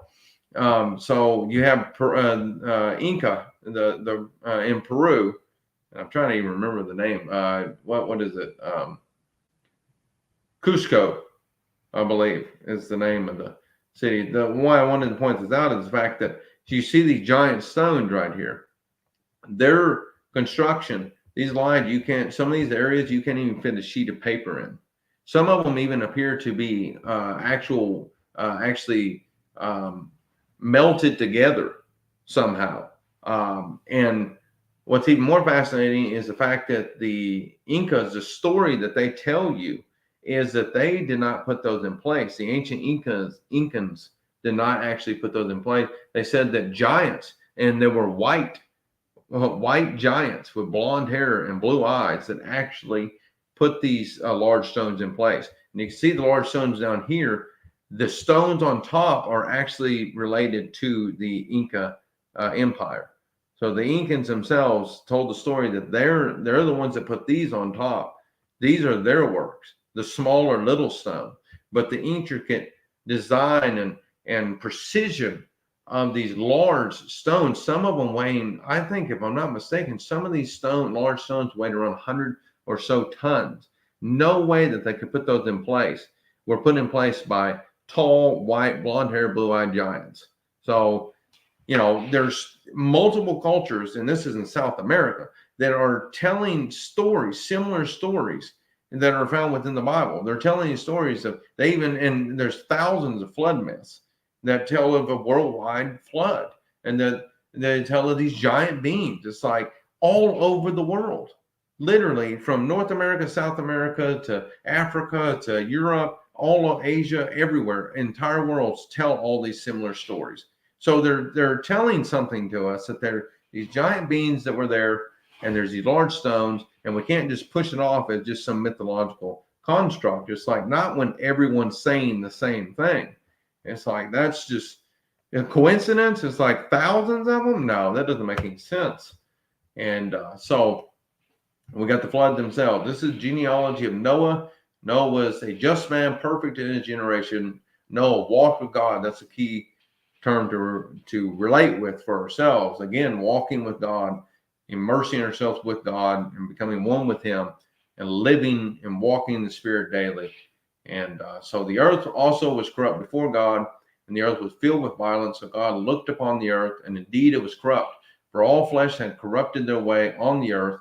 And God said to Noah, the end of all flesh has come before me, for the earth is filled with violence through them. And behold, I will destroy them, with the earth. Make yourself an ark of gopher wood, make rooms in the ark, and cover it inside and outside with pitch. Now, the idea of the gopher wood and pitch, I think maybe again, if it's written by Moses, it's written around 2200 BC, so several thousand years later, and using things that were produced at that time. There's no telling exactly what Noah would have used necessarily, but maybe that is exactly what's going to. So this is what I want to talk about here, is what's called the Younger Dryas period. It was a 1,000-year period, just at the end of the last glacial period. And so I know there's a bunch of different crazy graphs and stuff going on here, but so Younger Dryas period is a short little period here. What's fascinating is, prior to this period, we began to warm up. So this is actually, I don't know why that says that. So you had the Younger Dryas, just before the Younger Dryas period, which is 12,800 years ago, approximately. You have a drastic. So we were down here in temperatures, and you have glaciers formed everywhere. What's crazy about this, the ice sheet here that's represented, that stretched all the way to the North Pole. This is how large. So Canada was under around 2 to 2.5 mile of ice at 12,800 years ago.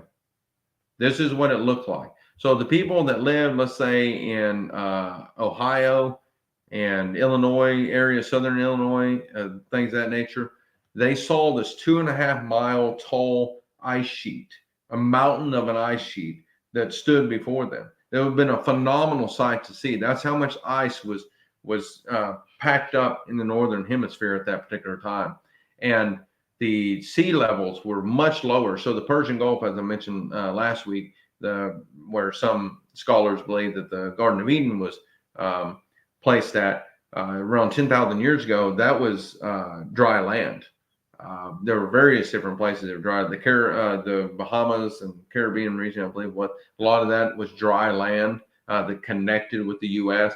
There were various different places that were just completely dry land that are covered, as I said before, with the underwater structure in Japan. That was actually above water at that time. 80 meters, it's below 80 meters of water now. So the sea levels were drastically lower, and much of the water was compacted into these ice sheets. And all of a sudden, we had this great warming period that happened just before the Younger Dryas area. And so the ice sheets began to rapidly melt, and they're not sure exactly what happened. So there's all these different theories. Some of it is that most of it is multiple different factors going on, but some of them propose that there was this mass flooding going on, which there's plenty of evidence for that going worldwide. But also that what had really started it is that the temperatures warmed up, and it may have warmed up from even a small fragments of a comet or asteroid that impacted the Earth up in the ice sheets themselves, that caused the ice sheets to the Earth drastically warm up, broke the ice sheets up, and then began to rush out, because all of a sudden there's this evidence of vast majority of these ice sheets melting and fresh water pouring into the oceans and stirring everything up, and mass flooding occurring everywhere. You see right here, this area shows the remnants of one of the ice sheets of that northern ice sheet melting, and it flooded this entire region. Most of the Great Lakes that we see are actually due to that ice sheet melting and forming those Great Lakes. So it's a phenomenal situation that occurred. But what happened is it drastically increased in temperature out of nowhere. Mass flooding occurred worldwide. And at the same time, then shortly after that, you see a drop in temperatures, and it goes back into a sort of ice age, a small ice age. It doesn't go quite as cold, not until the very bottom here, and then it warms back up and gets back to normal. But falling, so that's about 12,800 years ago, and I believe that's when the flood actually occurred itself. The flood stories, the myths that you hear, occurred right at the time of the beginning of the Younger Dryas period. Where and what's fascinating too is that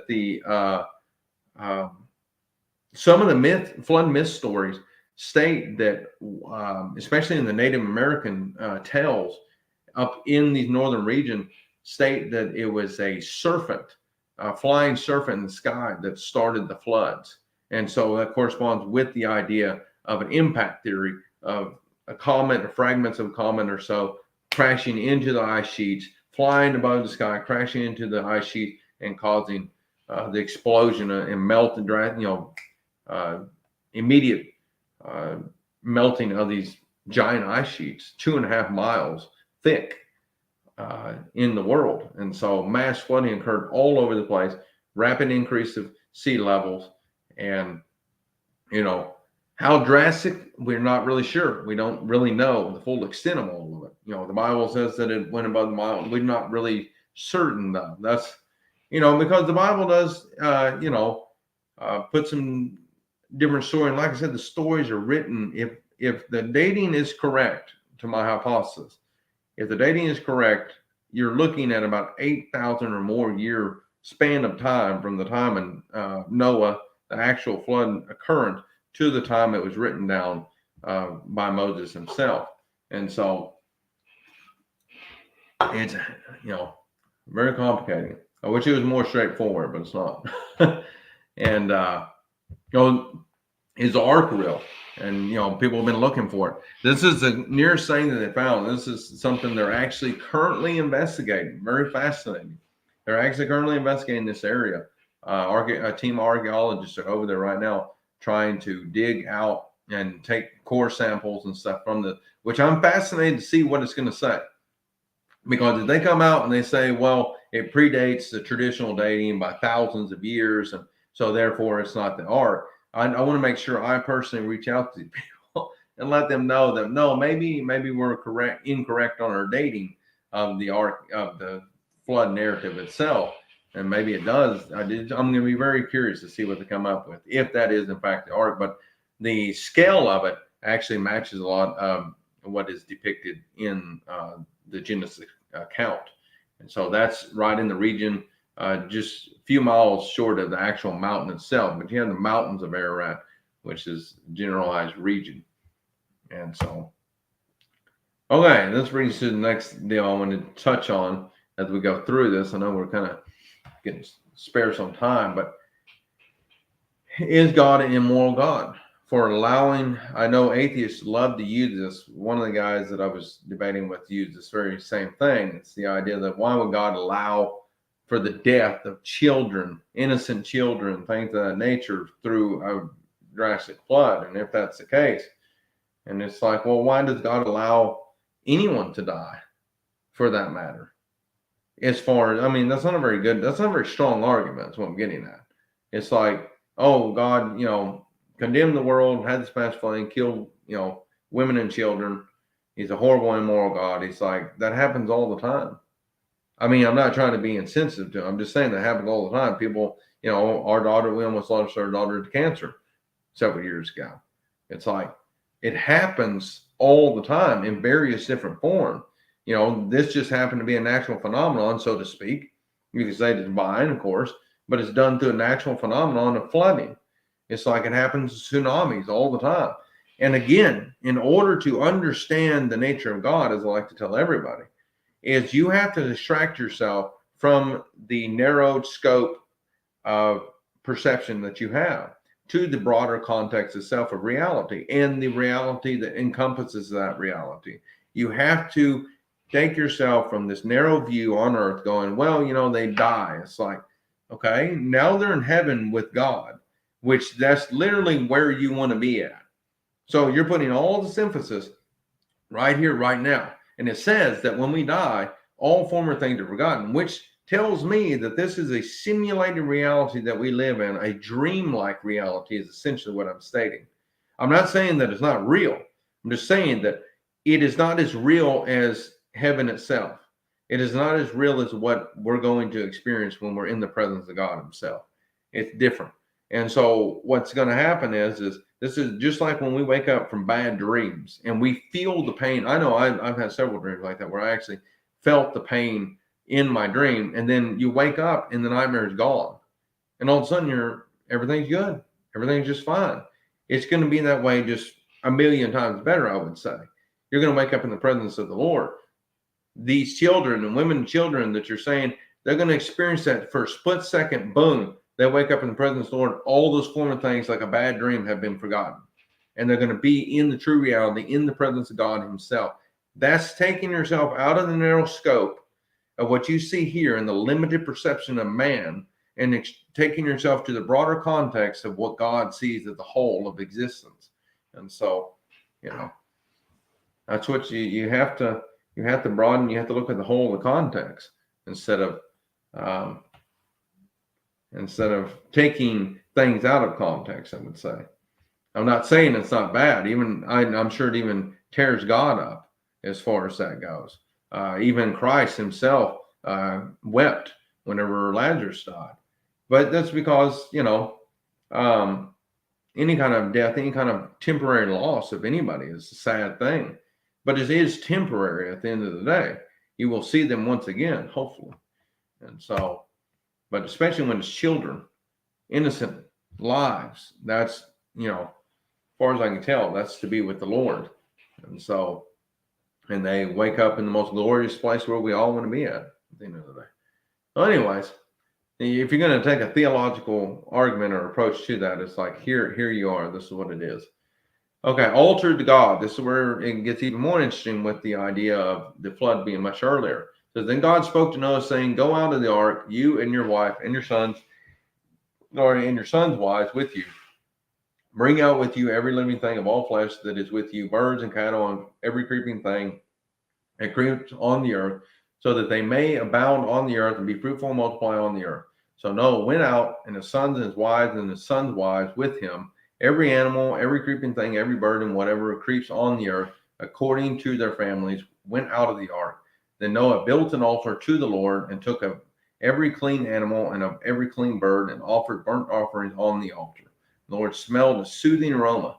Then the Lord said in his heart, "I will never again curse the ground for man's sake, although the imagination of man's heart is evil from his youth. nor will I again destroy every living thing as I have done while the earth remains. Seed time and harvest, cold and heat, winter and summer, and day and night shall not cease. So it doesn't say exactly where Noah built the altar to the Lord. It says he descended from the mountains of Ararat and then built an altar and sacrificed one of every animal. Göbekli Tepe is about 300 miles southwest of the mountains of Ararat. And it's this giant temple-like complex where, as I was stating before, where there's vast evidence for sacrificing of animal sacrifice was taking place at. And there's all these different carvings of various different animals. I've only got a few on here, but that depict animals that aren't even indigenous to that region. There's several different archaeologists that have coined the term for Göbekli Tepe as the ark, an ancient ark, prehistoric ark, essentially, because it's actually prehistoric. And so it's that ancient. It's amazing. So I like to call it the prehistoric ark because it actually houses so many different depictions of so many different animals that aren't even native to that area. Just phenomenal work.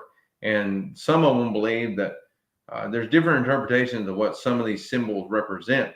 It could be the very first form of hieroglyphs, inscription of language, written language, which is fascinating because you have that, and then all of a sudden it disappears, and if that's the case, no written language actually emerges truthfully until ancient Samaria and Egypt at 3000 BC, so about 7,000 years later, which again goes with the idea of the Tower of Babel. I'm not saying go back to the Tempe is the Tower of Babel, although it is I would say it is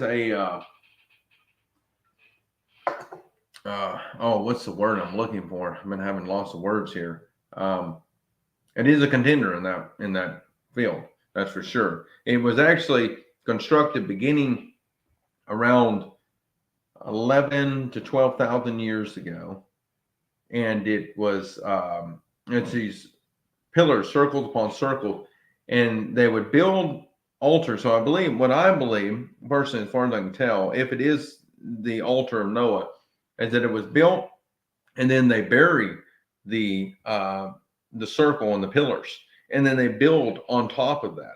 And so I forgot exactly the size of this structure, but it's actually a mound. And underneath this mound are pillars upon pillars upon pillars that are built. And they've only excavated about 5% or so of this entire deal. They've done sonar of the area, and it's literally just pillars upon pillars. Circles upon circles with all these various different pillars, each pillar weighing about 20 tons each, that are erected. And at this time, they're just now getting into agriculture. A lot of them are still hunters and gatherers, and they built these structures. And you're like, how is that possible? I think there was some type of intelligence and stuff that they experienced that we're not accessing anymore, as they had direct contact with God and angelic beings. And so that's the reason all these prehistoric structures are so large. And I think this is kind of the last of the advanced technology from those previous generations. Noah being one of the last leaders, as well as Nimrod, as we'll see here shortly, building the Tower of Babel. Following that, everyone was scattered abroad, and that information kind of was lost. And what's interesting is all of a sudden around 4000 BC or so, you start seeing structures pop up again. Prior to that, there's really not much going on, literally worldwide, for several thousand years following Göbekli Tepe, as well as the proposed Tower of Babel that I'm going to show here shortly. Is that for several thousand years span of time, there's not much even built at that time, hardly at all, especially nothing to this design, or even previous of the pre-flood structures I was showing before. Nothing even remotely close. Jericho kind of fits the bill, sort of, and not even then. It's one of the oldest cities in the world, dating to about 9000 BC. And it started as like a little village. It still wasn't nothing to this extent. And so this place is phenomenal. We're still trying to understand how did that even happen that long ago. Um, Nothing before it, or to a certain extent, nothing before it, but definitely nothing after it compares all the way until you get to the time of the rise of civilization. And even then, it's still something. So this is Navale Kore, which is just a few short miles, I think about 20 miles away from Göbekli Tepe. And it was built shortly after Göbekli Tepe. And what's interesting, I was talking about burying the circle.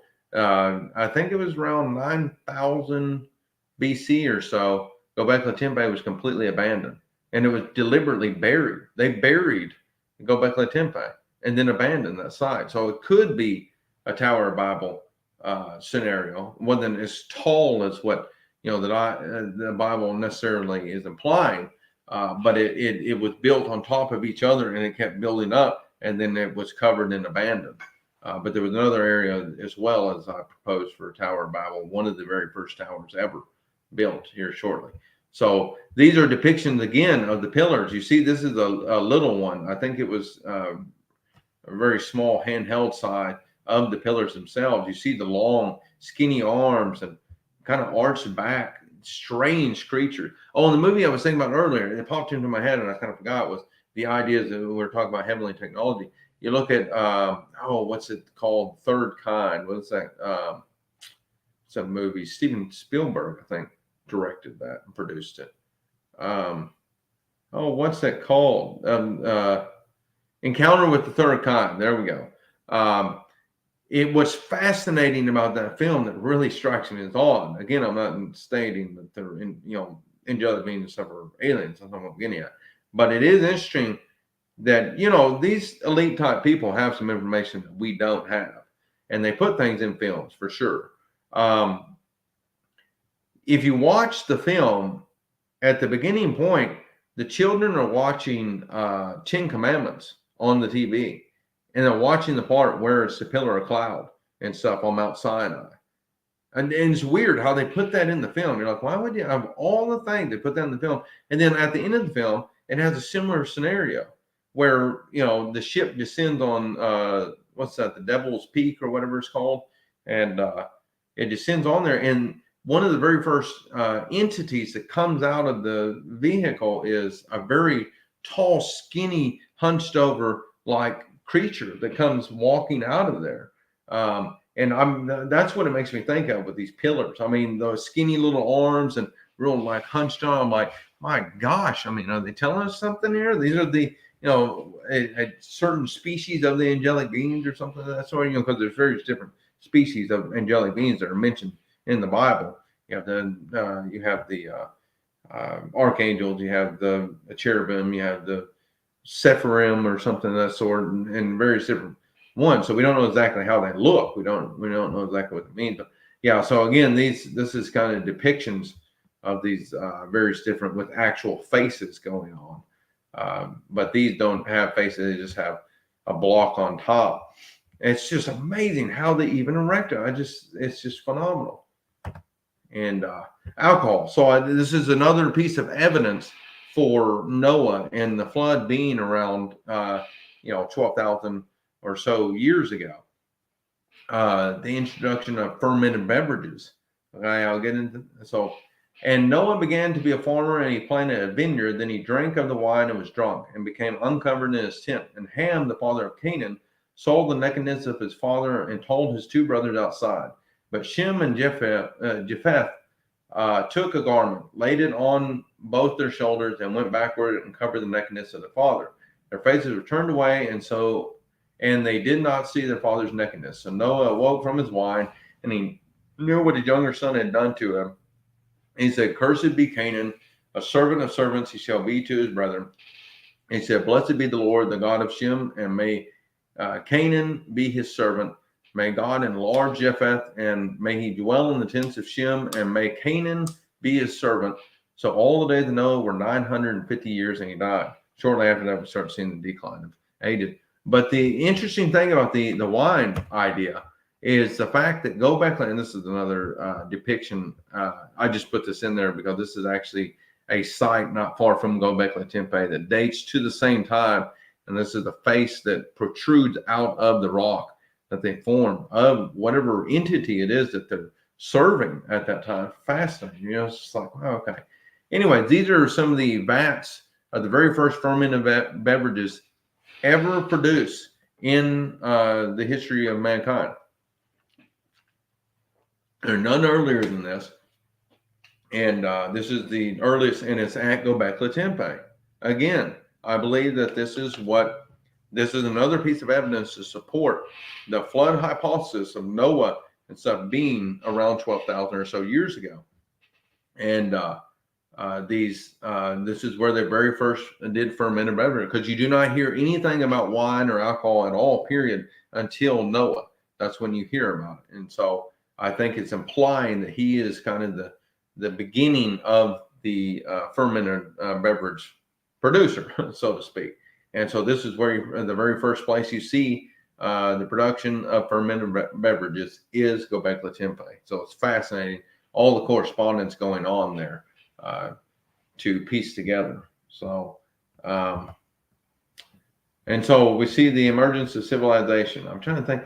And also, I know we're at 2 hours. I really appreciate you guys even being on at this point, because I know it's a very long deal and a lot of information to digest. But the thing I want to also talk about is the ideas of the collapse of civilization and society itself that we see prior to the flood.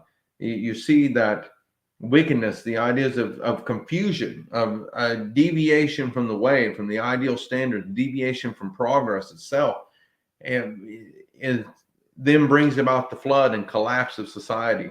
Well, then what happens is anytime a society collapses, and this is what I'm trying to get at for today, this is like a prophetic message, so to speak. You have a collapse of society and civilization and culture as it degrades itself into a state of confusion and chaos. And that's essentially what we're seeing with all the transgender stuff and everything else the like. And what will happen is all this confusion. I think I said last week that vast majority of societies that have collapsed civilization, the Roman Empire, all the different things that collapse are done. The collapse is preceded by a interest in transgenderism and homosexuality.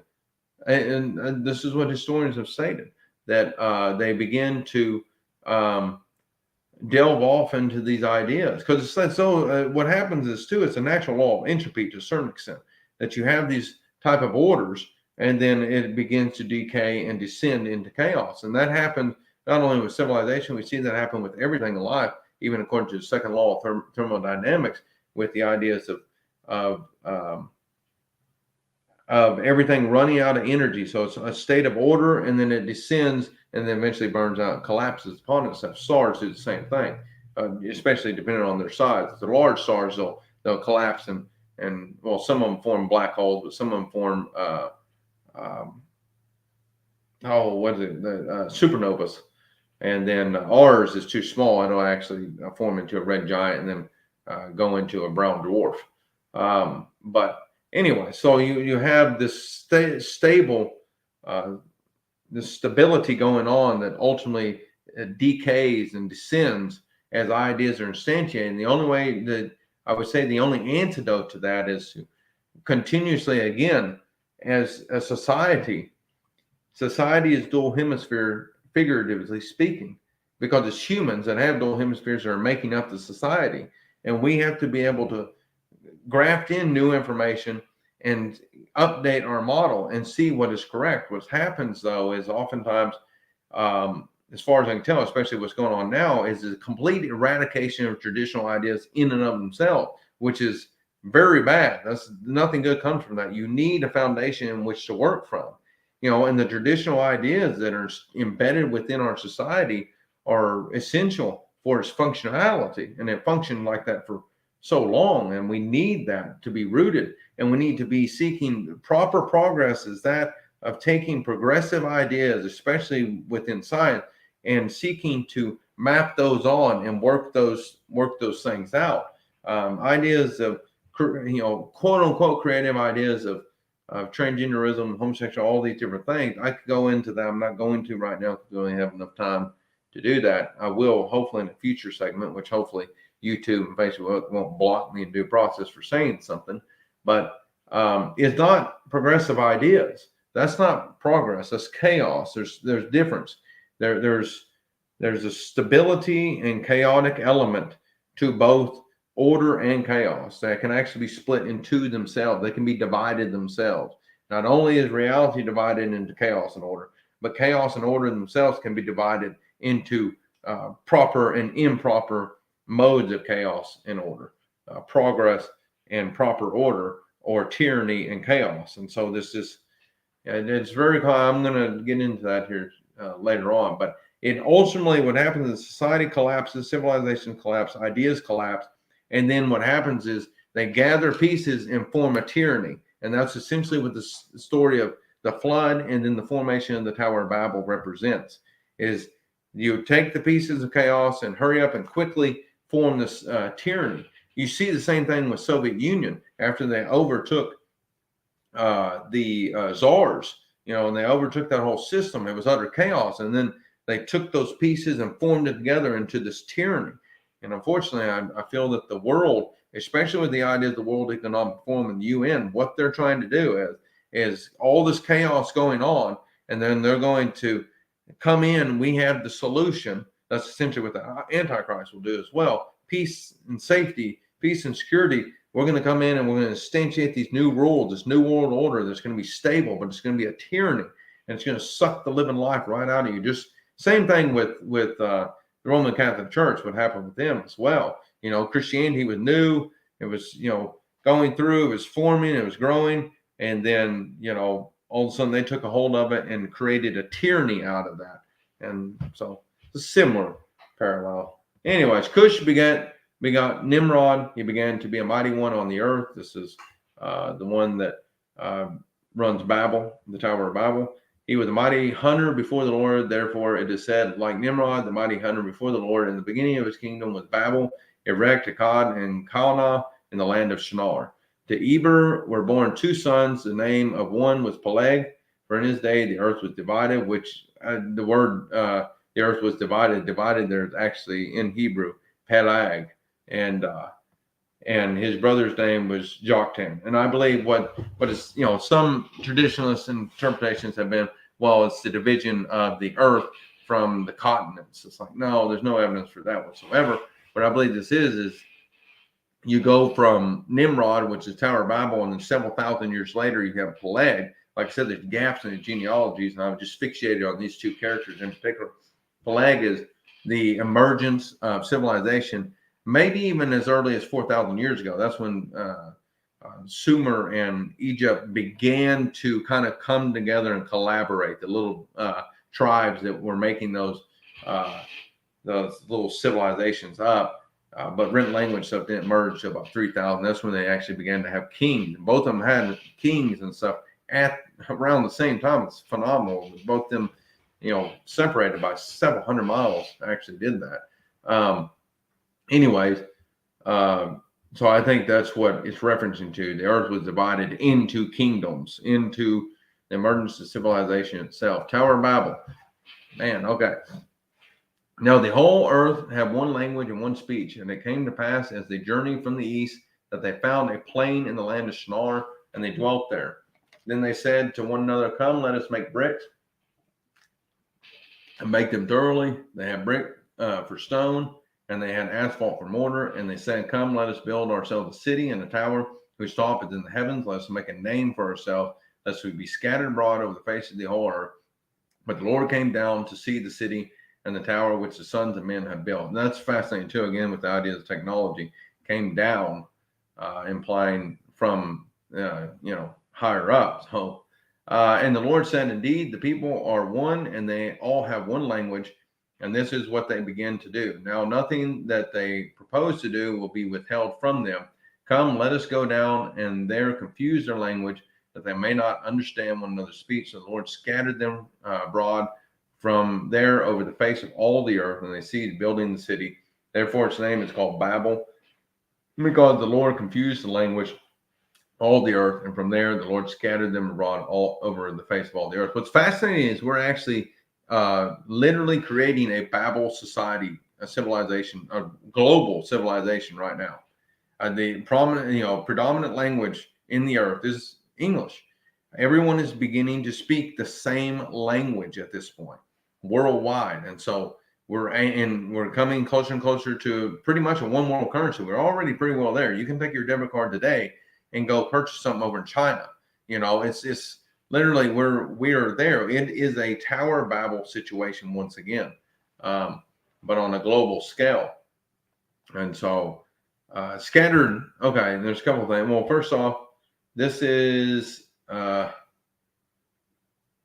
so let me see here. Why not even put that in there? I'm trying to see all. Oh, this is for some reason I had those backwards. These are actually the sites that Gobekli Tepe right here. I know I have them, and there's Navale Kore. These are various different sites that ancient prehistoric sites that have a lot of similarities between the structures that they have built, especially with the pillars and stuff. And they're all scattered all through this region right here. Fascinating why they kept producing all that. This is the land of Shinar. All the highlighted yellow going on here. That's actually the whole region of Shinar, which Gobekli Tepe and even where we're about to see, where the Tower of Babel that I have pointed out is actually located here in Syria, which dates to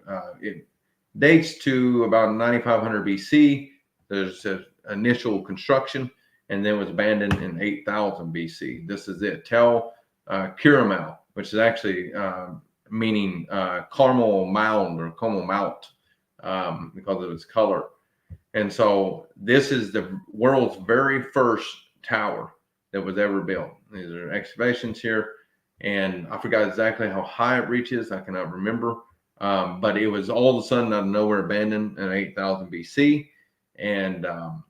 And so it's very fascinating. I see according, and it's not far from Gobekli Tepe, still in the land of Shinar. And so corresponding with all the other corresponding evidence with the Great Flood, the pre-flood society, so on and so on, this is a great candidate for the Tower of Babel. Either that or Gobekli Tepe itself being built on top of each other. But this one in particular is not far from, because it says that they travel from, so it's almost as though they're traveling from the site of Gobekli Tepe down and began to create steel. So what's interesting too, just take a note here as we're finishing up, is the word one. It says they were all one language. It's the Hebrew word akkad. The reason I want to point this out is the fact that Jehovah's Witnesses in particular, and some others, they have an interpretation of the Old Testament of the Lord as one. They believe that Christ couldn't be the Son of God because the Lord is only one. He's singular. So therefore, he cannot, Christ and the Father and the Holy Spirit cannot be, three in one, and so on and so on. But what they don't understand is where it says that the Lord is one is the Hebrew word akkad, which means oftentimes translate one, but it also means all together one, all alike, all, forming together, all together. And so that's something that people have to be careful of whenever they're reading the text, to make sure if you're confused about something or you come up with some interesting interpretation, make sure you're looking at the original language itself, and then look at the whole of the context and look at corresponding evidence outside of that of the field of science, depending on what it is that you're trying to understand. But also scatter itself is putz, I believe is how you pronounce that, Hebrew, which is to literally be dispersed and to scatter. It's almost, to me, the text itself is almost as though God actually took them from the location and began to scatter them. And, like I said, after that period, you have several thousand years before you really see anything magnificent being built. So megalithic structures just cease to exist. Well, that would make sense if you're taking a vast majority of people and dividing them up into just few little groups and taking them and spreading them all over, into like a family, spreading them all over the world. And what's fascinating is around 4000 BC, you begin to see these directions, even you find them in South America, you find them in England with that of Stonehenge, you find them even in America, you find in North America, you find them in Central America, Mexico, you find them over in Africa, Egypt, you find all over the place. You find these similar structures and they look very similar to that of Göbekli Tepe. They're just not as intricate of designs. But there's one in particular over in, I believe it's Peru, if I'm not mistaken. I think it's Peru, maybe Chile, but I think it's Peru. Over in the desert, there's actually a very ancient site predating any type of civilization that emerged in South America at that time, of a circular pillar with one pillar in the middle, having such a stark similarity to that of Göbekli Tepe. And I'm like, what if these are the same people that are being extracted, that were scattered, taken in place there? And then they built something similar to have a remembrance of where they actually come from for generations down the line. You know, we all stem from the same place, following the flood, and you know, this is the story we're telling. And we remember, you know, the ancients, that of Noah, of building the temple, building the altar to the Lord, and for subsequent generations to remember. And we're going to remember that. The idea, but it's fascinating that how all of a sudden you have all those different pillar structures, Göbekli being the first one, and then you have all these copyings all over the world. It's like they had no communication with one another. It's not like they had cell phones, not like they had any type of communication. They were separated by vast oceans, all sorts of things, vast distances, and so, and just, you know. Okay, so we're going to finish up here, which is a couple more slides. I'm taking so long. I'm sorry about that. I hope you guys are enjoying it nonetheless. So now the Lord has said to Abram, get out of your country, from your family, and from your father's house to a land that I will show you. I will make you a great nation. I will bless you and make your name great, and you shall be a blessing. I will bless those who bless you, and I will curse him who curses you. And in you all the families of the earth shall be blessed. So Abram departed as the Lord had spoken to him, and Lot went with him. And Abram was 75 years old when he departed from Haran. Then Abram took Sarai, his wife, and Lot, his brother's son, and all their possessions, and they had gathered, and the people whom they had acquired in Haran. They departed to go to the land of Canaan. So they came to the land of Canaan. Abraham passed through the land to the place of Shechem, as far as the terebinth tree of Morah, and the Canaanites were in the land. And so it's the idea of going into the unknown, of departing from what is familiar. And that doesn't necessarily mean leaving your home, but it can also be translated in a more psychological aspect. That of engaging, as I said before, with the new material, new ideas, new information, new experiences, and really seeking to learn new things and rewire and transform yourself from the ground up. Or really from the top down, because you transform your brain and rewire your brain, and then at the same time you transform your body. So to finish up here on the last slide, I just want to show a bit of evidence. This is the Ebla tablets found in Ebla here in modern day Syria.